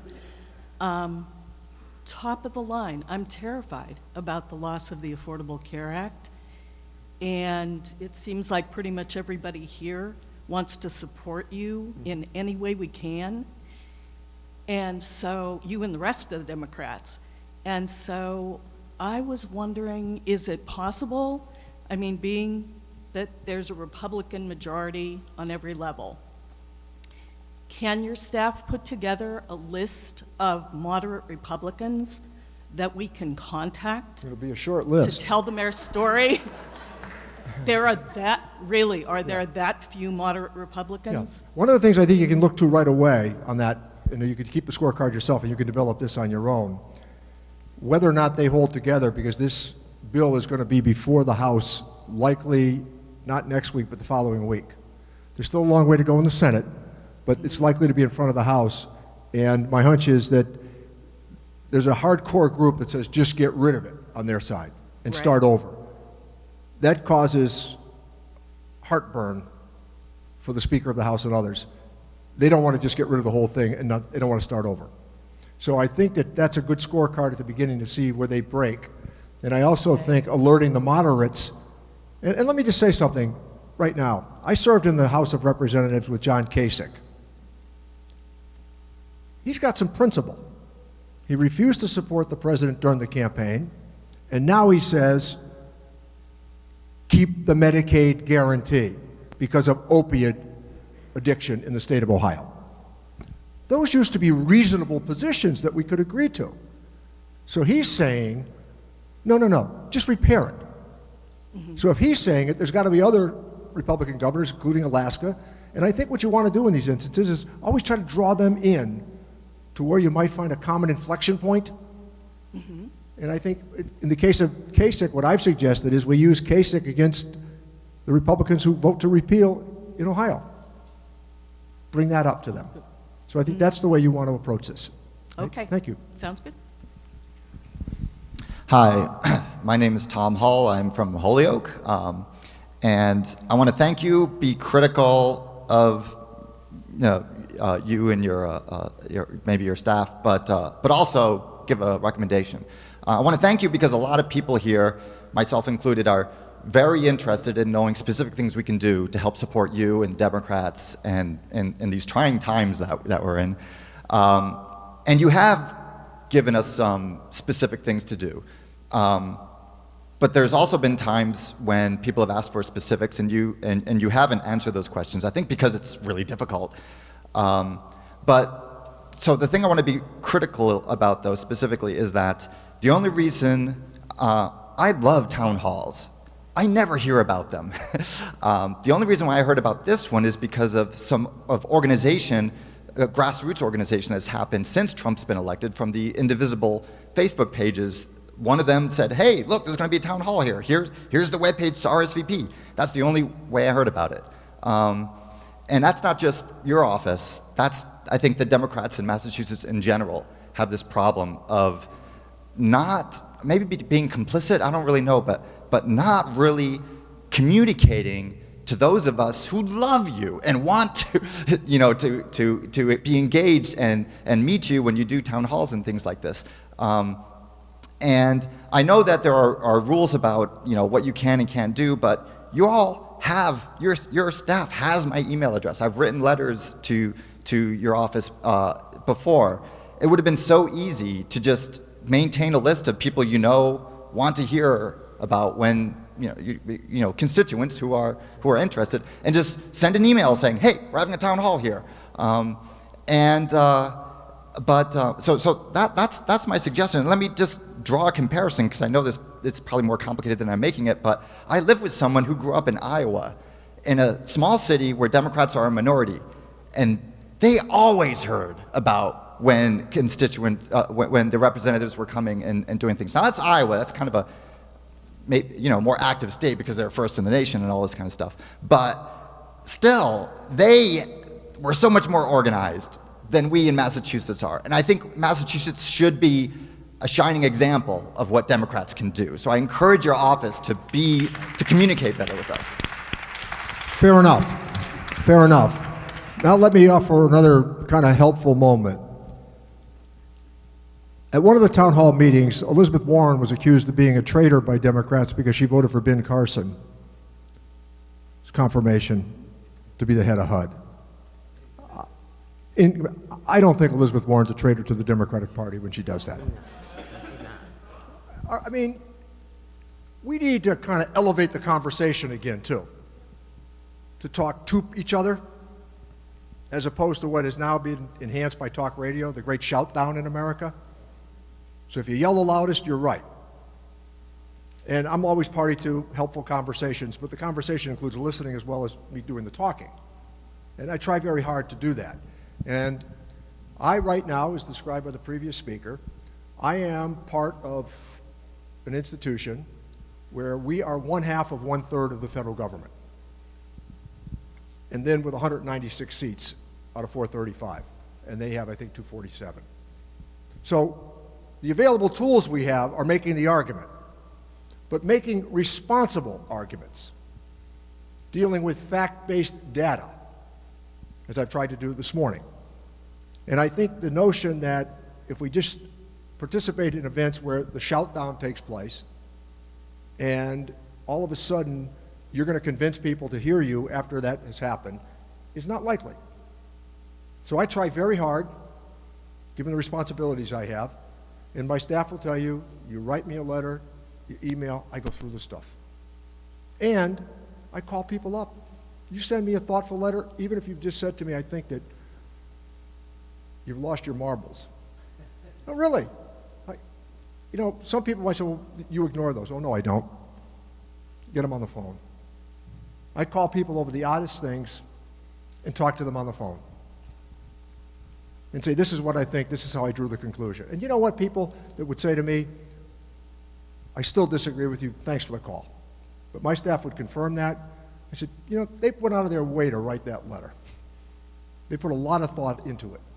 They're going to hear from me, and we do it. And I am, you know, you don't stay as long as I have without doing those kinds of things and paying attention to what people think, and even people who disagree with me. Thanks. No, good question. All right, SEIU to the fore. Yep, this is Tammy again. Yes, I want everybody to know that we are all Wonder Women and Supermen, because we got a lot of work out there to do, and the things that I wanted to say by the organizing and get it done, because of what I'm going through for my health, it doesn't stop me from being Wonder Woman. So we hold phone banks once a week. Right. We get together, we have house meetings. We reach out to our city officials. Those people that we elect are supposed to be working for us. We're not working for them. But in order to get that job done, we got to get out there, but not bring your family, get your families involved. Get your church families involved. There are a lot of people that are feeling the way we all are right now, and the only way we can get the job done is to get out there and work together. But my question is so important, because when I think about the ACA, I think about our children in college, because I have a 23-year-old right now who could not finish her college, off by 3 credits, going to school as a police officer because of the health insurance that they want me to pay. I can't afford to pay the health insurance for my daughter to finish school. So what can we do for our children who want to finish their education? We have to keep them off the streets, but the funding is not there. The colleges are expensive, and they told me it costs $600 just to pay for her to sit in a seat, but over $1,000 for the health insurance. I want to see my daughter get to where she wants to be. And how can we help? That should be part of expanding the ACA. And look, one of the other parts of the ACA that has worked, and I neglected to point it out at the beginning, it has been the subsidies. Because the subsidies address some of the issues of the incorrections in the marketplace. And so I'm in favor on that basis of expanding that benefit so that you could qualify for a greater subsidy for your child to stay on the health care plan. I mean, again, I think that's something reasonable people ought to be able to find common ground on. Thank you, Congressman, for being here today and holding this town hall. My name is Casey Pease. I come from Worthington, the border of Hampshire County and Berkshire County. Also recently elected chair of the Worthington Democratic Town Committee. Happy to find out that I guess at 19, I'm one of the youngest chairs in the state, which is exciting. I was younger when I was chair in Springfield. Well, my question is about young people in politics. I had the opportunity to work as the youngest staffer on the Bernie Sanders campaign when he ran for president. And I got to go around the country, New Hampshire, Massachusetts, Wisconsin, Michigan, Ohio. I spoke to a lot of young people. I spoke to people who feel disenfranchised with the current political environment and political system. And I talked to them about being involved, and they say, well, what does my voice matter? What does my vote matter? Does, you know, my elected officials, they're not going to listen to me. Nothing I can do is going to change what's going on now.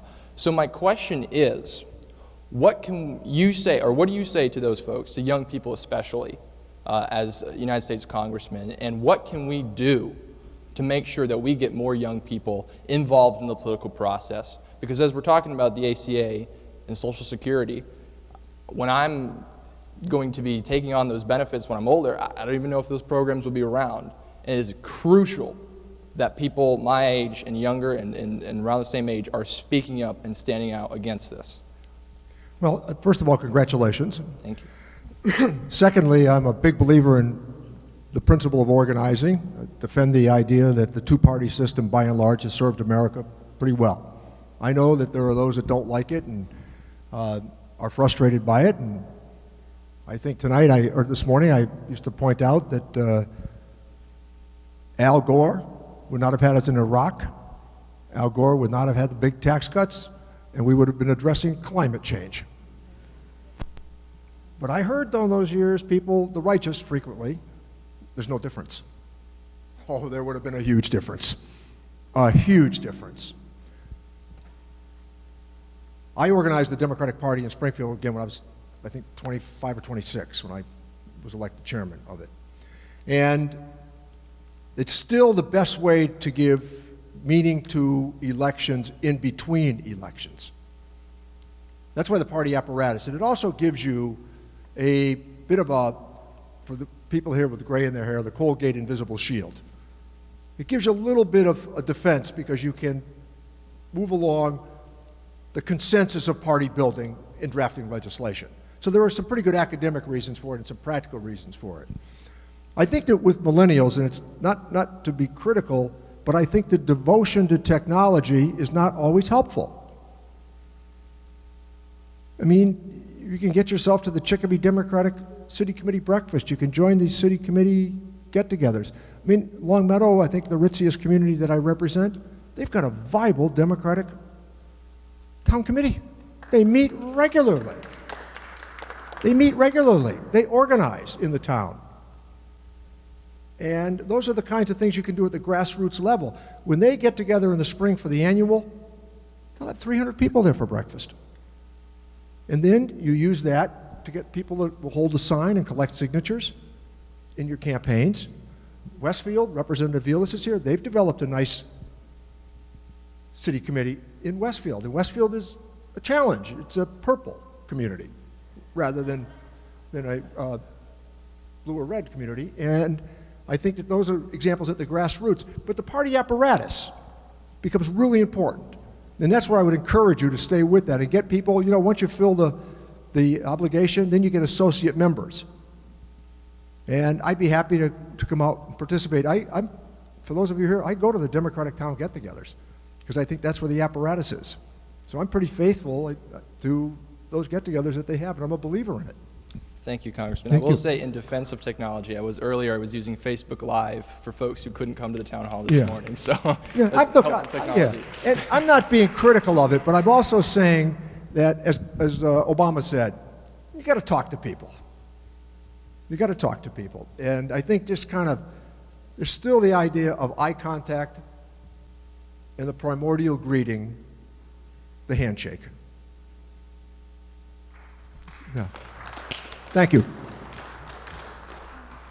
My name is Cynthia McBain, and I'm in East Hampton now, although I was born and raised in Connecticut, the Constitution state. Right. And we were raised to believe that you in Massachusetts and we in Connecticut were really the cradle of democracy and the cradle of freedom. And as that, we owed a responsibility to educate the rest of the world. Absolutely. So I have a challenge for you and the other leaders in the Democratic Party, and it's this.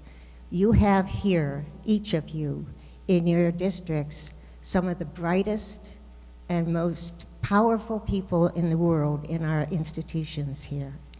And they all have newspapers, they all have assemblies, and if you could go to them and explain some of the things that are happening and how they're happening and enlist their support, they go all over the world with your message. And so my challenge for you is to take a look at your district and get together with the other Democratic leaders and say, let's go to the colleges.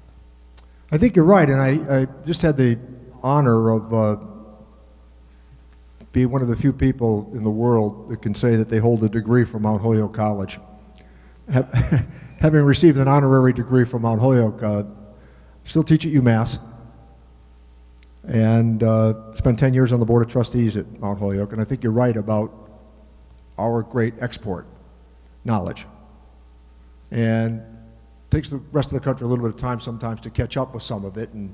But I agree. I think that that is what we've done to democracy for a long period of time.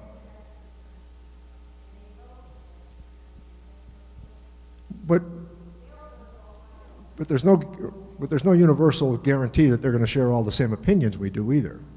And I mean, Tom Cotton, who was a senator from Arkansas, has 2 Harvard degrees. He apparently didn't sip the Kool-Aid. I mean, and you know, Congressman from Kentucky, who's more conservative than I think from time to time Steve Bannon, he went to Harvard.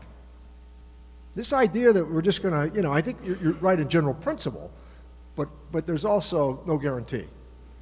And they take positions that are contrary to ours, and I think part of our job is to try to convince them on the merits of issues. For example, Cotton is not in favor of getting rid of the Medicaid guarantee in Arkansas, even though he's in favor of building a huge wall. See, so my attitude would be, okay, disagree with him on the wall and encourage him on Medicaid.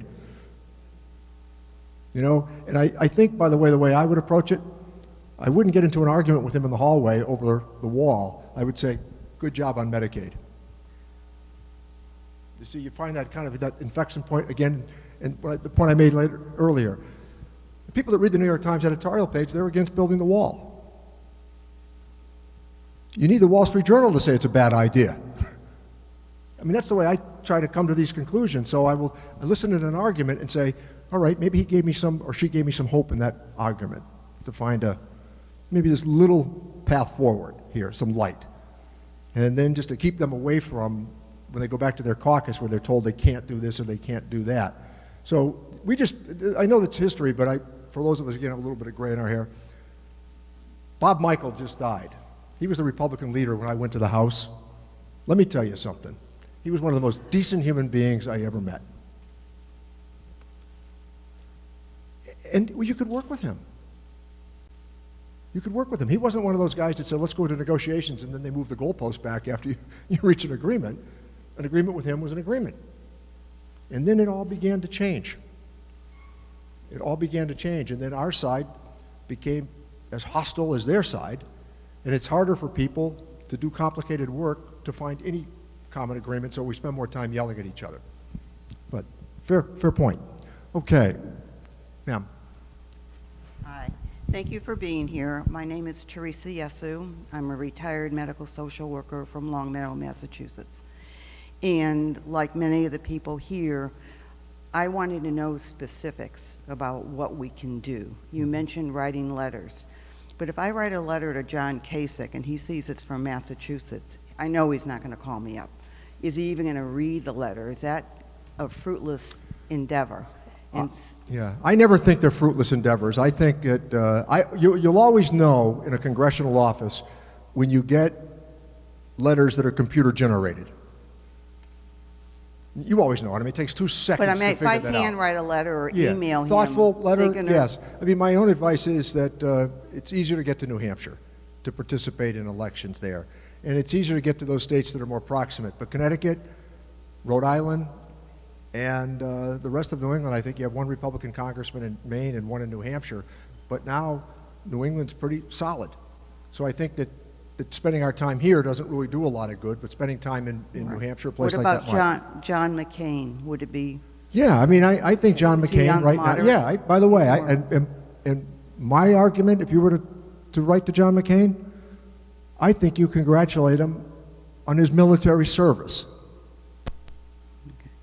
I mean, I disagree with him on a lot, but I thought the idea that his military service was demeaned in public was just outrageous. He spent 5 years in a prisoner of war camp, and he's one who got caught. Totally unfair. That's right, and that's right, man. He gave up the opportunity to leave if he would just say what they wanted him to. He stayed. Yeah. And thank you for mentioning joining your local Democratic. I didn't know we had one in Longmeadow, so I'll be talking with you. Oh, so yeah. that's good. I'm surprised they let you get away. The other thing I wanted to mention to the group here, because I know we're all like-minded and we want to do something. In fact, for Christmas, my husband gave me a sweatshirt that said, "Never underestimate the power of an old lady with a master's in social work degree," or something like that. So this is my effort. There is a postcard campaign going on right now. It's a nonviolent postcard campaign. I see a lot of people nodding their heads. This is nonviolent. It's called the Ides of Trump, like the Ides of March, but it's the Ides of Trump. If you Google it, their official site has the date, the Ides of Trump 3/15/17. It's encouraging people to send postcards to Trump expressing your disapproval or your opinion of him in a nonviolent way. The goal is to get over 1 million postcards arriving on the same day.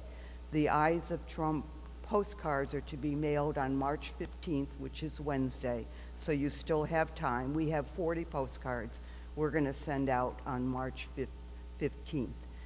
And if it's successful, then this website is saying they're going to maybe do it to Paul Ryan. So it's international as well. It's not just this country, it's worldwide. So I think we're going to do that. That is one way as a group we can let Trump know he does not have the approval of the majority of the Americans. So, Thank you. you're welcome. Thank you. No, fair, good. Afternoon, Congressman. Thank you for being here. So, first of all, my name is Michael Back. I'm an associate member of the Long Meadow Democratic Town Committee, a fantastic town committee. How old are you? I'm 16. 16, associate member of the Long Meadow Democratic Town Committee. Good for you. And we were actually both up in New Hampshire last February campaigning for Secretary Clinton. And one of the things that I experienced talking to these New Hampshire voters is just how courteous they were. I mean, I had conversations with people leaning Sanders, people leaning Clinton, and the quality of discourse was just fantastic. And we look at the situation now with some of kind of these far-left Sanders supporters, and they just have this paranoia regarding the Democratic Party. They have this absolute, I don't know, they refuse to compromise. And I'm also the Western Massachusetts coordinator of the Massachusetts High School Democrats, an organization with which I became in contact through the town committee, by the way, you know, the importance of that kind of organizing. And we sent people from Belmont to West Side up to New Hampshire during the election. I think that might have helped carry it, I don't know. But my question, I guess, is how do I speak to, you know, especially these far-left people with this paranoia about the Democratic Party? A lot of them are younger, a lot of them are high schoolers who, you know, I would like to have in my chapter, I would like to have in this organization. How do I speak to them and, you know, convince them that there is a compromise is possible, that Hillary Clinton is not evil, that the Democratic National Committee did not rig the primary, any of that stuff? How do I reach out to those people? Well, I mean, I think that you're on to just a conversational point. And again, I refrain from the shout down. When people disagree with me, I don't start shouting back at them. Okay, but I also think this about the Democratic Party. We're a big tent with a big family. And there's going to be room for disagreement. I also think that I've watched it shrink across the country. And if we spend our time hollering at each other, we're not going to be able to grow it in the parts of the country where we need to. I would hope all of you would take a look, if you can call it up. Take a look at that map, I think, that appeared Thursday after the election in the New York Times, about the counties in America and how they voted. And if we don't say, we got some work to do. I mean, Iowa, Obama won it twice. Look what happened there to Secretary Clinton. And I will tell you that I ran McGovern's campaign when I was slightly older than you. I was 22. I ran McGovern's campaign here in Western Massachusetts. And I learned the value of organizing. And part of it was because the establishment of the Democratic Party at that time, they were very uncomfortable with him. Very, very uncomfortable with him. And guys like me were able to fill the void. But we did it by the grassroots. And I remember at that time convincing the establishment types, you know, to come back and to get out there and to give us a hand. That's the reason he won Massachusetts, because we were able to convince everybody on our side to stay with it. And by the way, Massachusetts in 1972 was a lot more competitive than it would be today. A lot more competitive. So thanks for signing up as associate member, and hang in there. Thank you, Representative, for taking the time and standing here for 2 hours as we've been sitting. And I was thinking of what to say or ask you, and I was thinking it would be great to have you for dinner. We're having beef stew tonight, but you know, it's kind of hard to do that for your schedule. My question's more of a civics question. I went to Chicopee High locally here. My name is Paul Duval. And you know, as I watched the last 10, 15 years, and I see the people complain about the courts legislating from the bench. I see the president so deeply involved in finance. You see Congress voting things that say the president can go to war, things like that. Mm-hmm. And you wonder what's happening to the balance of power. I mean, it's a critical part of our government. Right now, it seems like Congress is a little bit run over because it doesn't have one voice. It has 435 versus 9 versus 1. I'd like to hear your opinion on that. Well, it's a great question. The fact that you've stayed, you're interested in this part of it.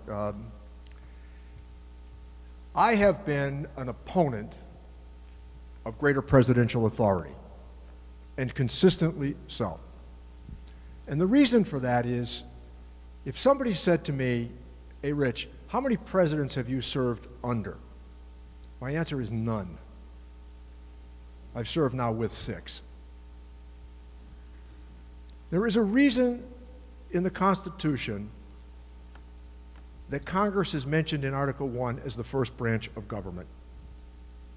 It's because we fought a revolution to not have a king dictate to us what things should be. And the Congress is a check on presidential authority.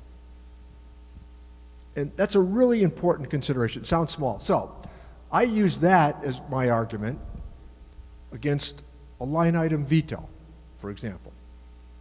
I don't think presidents ought to decide spending bills. That's a congressional responsibility. But if you have the line item veto, you give the president more authority. So I come at it as a constitutionalist. I've always been against term limits. I think it takes away the institutional knowledge of Congress to check the president. I mean, I am against these kind of little ruses that are put together at election time that people get emotionally ginned up about, because I think the constitutional damage is based on what I've just described. All presidents, no matter which party they belong to, will try to usurp more and more authority.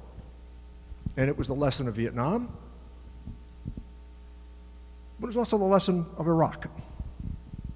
I went to those briefings about the war in Iraq, and I thought, I listened to 4 or 5 of them. Secretary of Defense is there, Vice President, Secretary of State, across the board, Chairman of the Joint Chiefs of Staff. My argument was, why don't we let the weapons inspectors finish their work? And there weren't many of us in Congress that voted against the war in Iraq. And I want to tell you, for those of you who were questioning how a congressional office receives its information, we heard from the public loud and strong. But I got up and spoke against it as well.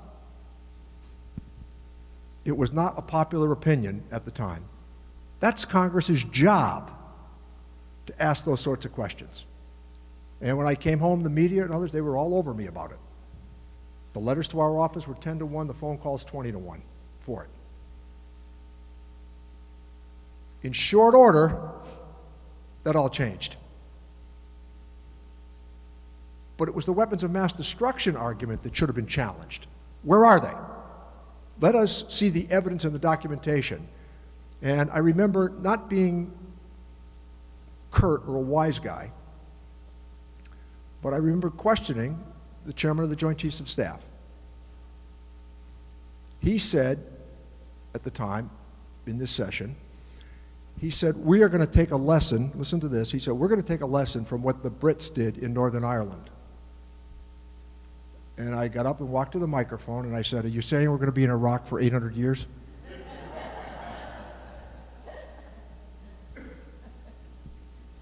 And he said, well, I said, no. I said, what they did was in short order to become an occupier. And that's what happened in Iraq. We became an occupier in short order. And by the way, we're still there and we're still in Afghanistan. And I just call that up because I think the gentleman raised a really good question about a constitutional obligation. This notion that in America that intellect only resides at the other end of Pennsylvania Avenue is mistaken. There is a role for Congress. And, you know, on inaugural day, I had a chance to talk to Hillary Clinton for a couple of minutes. I had a chance to talk to Jimmy Carter. And I saw this, you know, in our system, Hillary Clinton could have drawn as much attention as she wanted by being obstinate. She said, I'm doing fine, Rich, I'm doing fine. But my point is that there was an election. Our institutions are strong, but not to miss the following. It is congressional oversight that is everything. And it is the obligation of members of Congress to ask tough questions of the administration and to question them in public as to what they would do. So I have never shrunk on, so again, line item veto, you know, term limits and all these other things that are invented. All they do is give more power to the executive. And that's not what we want. Good question. Which side am I on here? Okay. Good morning. I'm Susan Triolo, and I'm the town chair of the Sunderland Democrats, also with the Franklin County Continuing the Political Revolution and Code Pink. And I want to thank you this morning. This is the most time I've ever had the opportunity to listen to you speak, and it's really been great. And your history in talking about having run George McGovern's campaign is really wonderful to know that, you know, your roots go back to that place. I want to, excuse, I'm not going to interrupt, Sure. but you raised such a great point. You know, when George McGovern died, Bob Dole said that the world was a better place because of George McGovern. You wouldn't hear that today in politics, I can tell you that. And before he died, he wrote a book about what it means to be a Democrat. So if you haven't read that, it's only like 100 pages. I have two questions. One is, you said that the head of House Ways and Means is the person who could ask for a tax. And the chairman of the Finance Committee in the Senate. And what could we do? My first question is, what could we do to make that happen? We've already had 5 votes in the House, and they have stayed with the president. They say it's an intrusion because there's no law that requires them to do it. So we have asked the Monday nights when Congress goes in, it'll be this week on Tuesday night, that'll be the first order of business. There will be a member of the House that will rise and ask for a point of personal privilege, and once recognized, we'll make the request and we will lose the vote. My second question is about the Democratic leadership now understands that there's a problem, that the Democrats have fallen down on the job in terms of organizing Democrats across the country, listening across the country, et cetera. And the Republicans have been organizing for the last 40 years, which is how they are where they are now. And the Tea Party grew out of that strength, and they have, Republicans are in school committees and town committees, et cetera, et cetera. I think we all know that.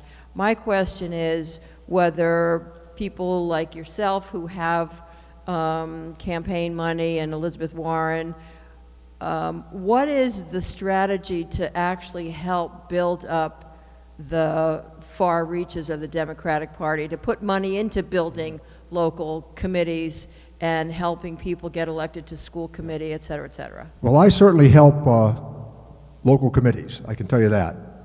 And in addition, I help our reps and our senators, and I'm glad to do that. I think that I have that ability to do it, and I'm consistently supportive of them.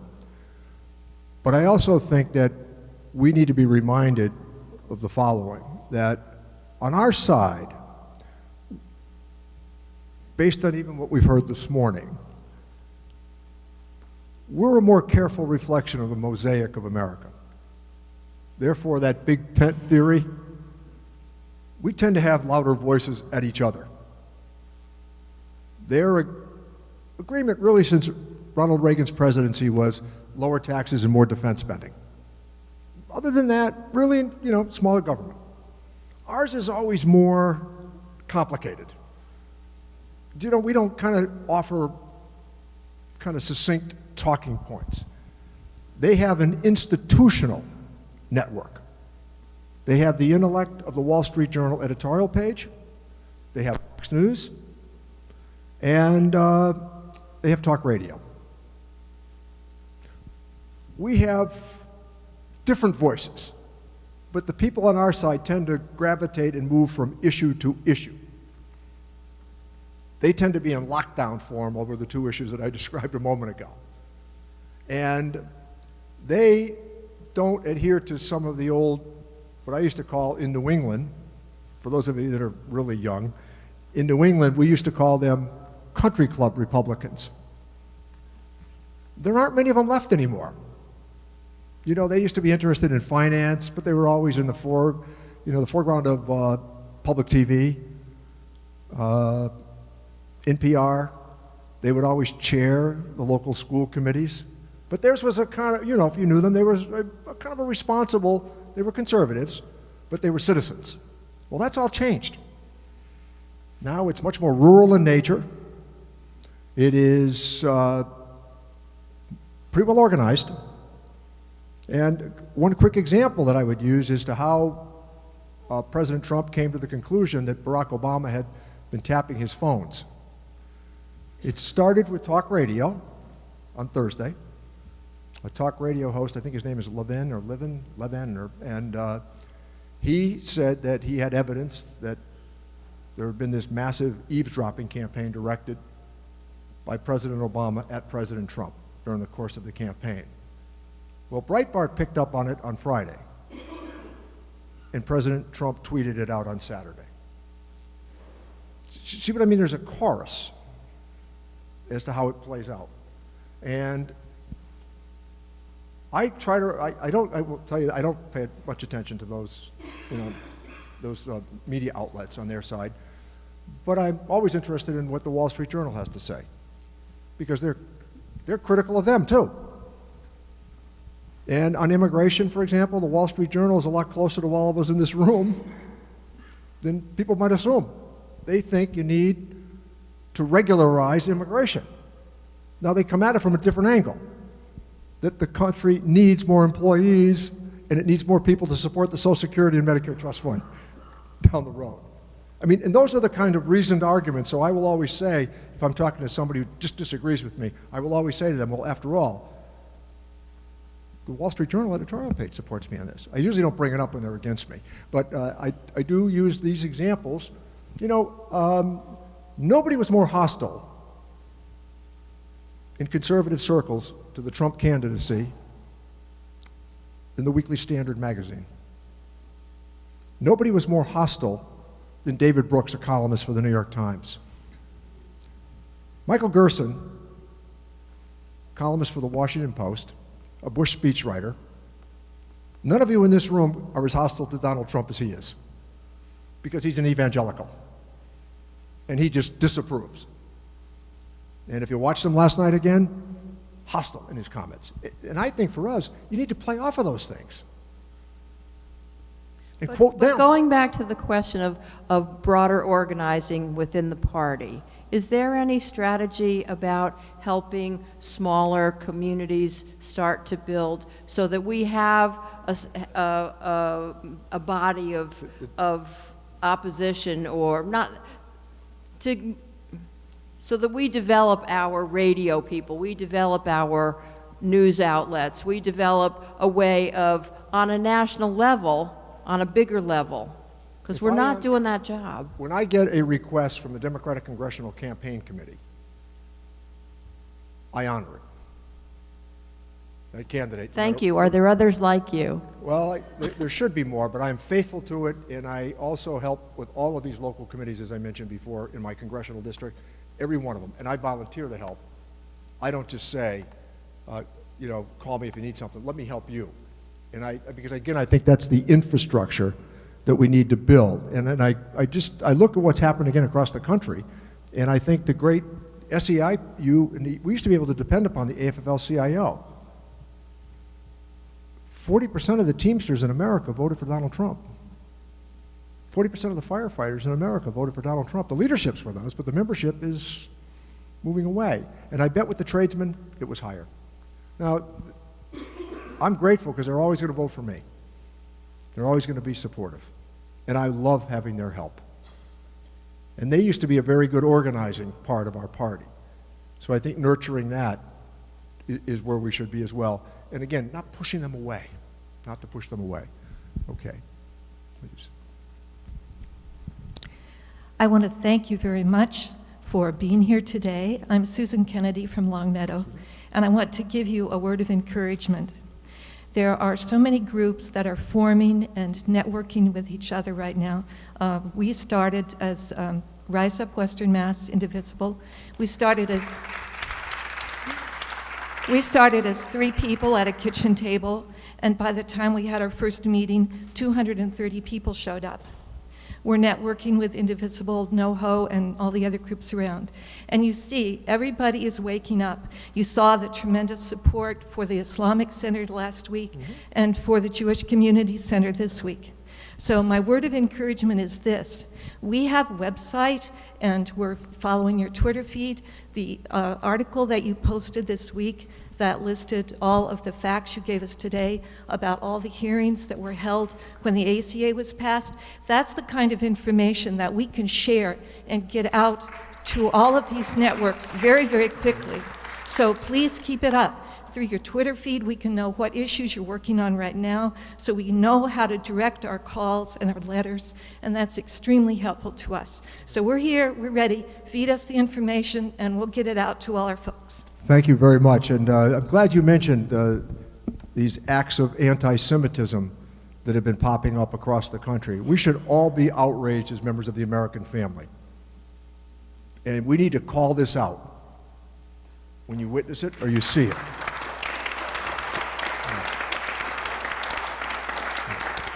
And not to just walk past it and ignore it, because it only gets worse if you do that. Okay?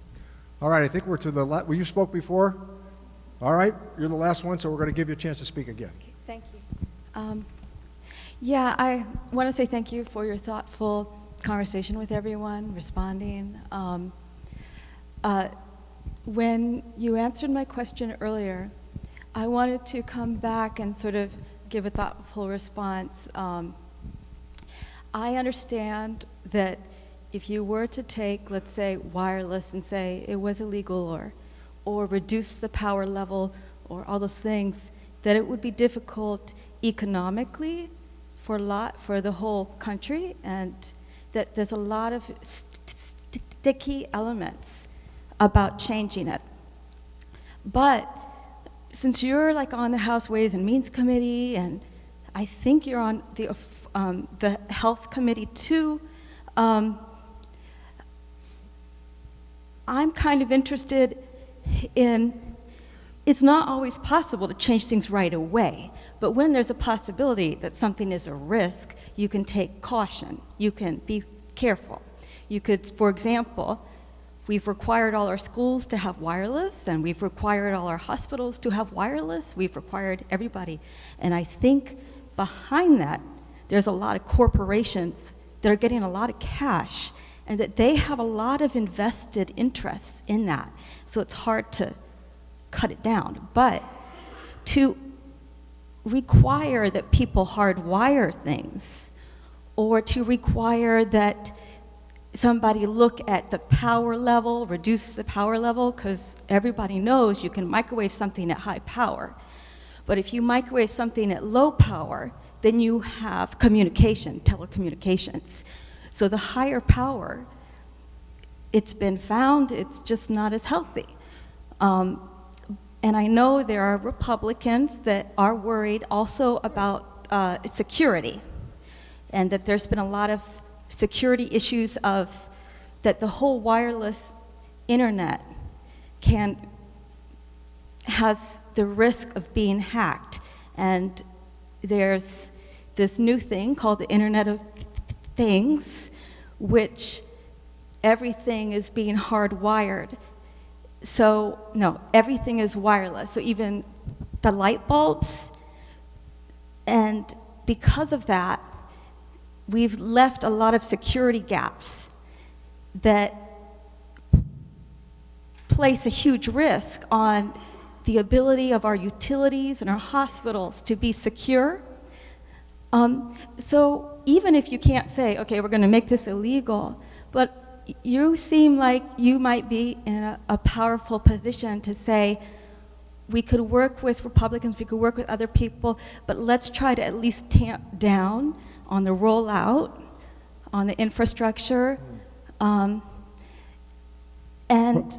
also just, aren't there Republicans out there who are concerned about pollution? It seems like Trump is kind of cutting out the EPA, but aren't there Republicans that One of care? the best editorials I've read in a long, long time came from Bill Ruckelshaus in the Times this week. Nixon's EPA secretary defending the work and role of the EPA. That's what we need to quote. Bill Ruckelshaus. And it was a ringing defense of the role of the EPA in our lives. And on the science of what you said, just to close on this note, the science of what you said, there's another thing that we all ought to be able to agree on, and that's the National Institutes of Health. I mean, it's about $30 billion, $35 billion a year, but if we're going to find the cures for the dreaded diseases that have been described, it's going to come from the NIH. What they do every day is nothing short of extraordinary. And they're on the chopping block for some possible cuts. So I don't think we should be eliminating the EPA, and I don't think we should be cutting back on NIH, and I don't think we should be cutting back on the National Endowment for the Arts, National Endowment for the Humanities. It's outrageous. But again, we used to have these conversations with each other as opposed to now against each other. I want to thank Representative Vilas and Representative Finn, and I want to thank Representative Mark. And special shout out to the Chicopee Police Department. They've been great friends over all of these years. Terrific friends. And a moment to say for one of the individuals that has made all of our lives better here in Western Massachusetts, Sister Mary Caritas. Thank you.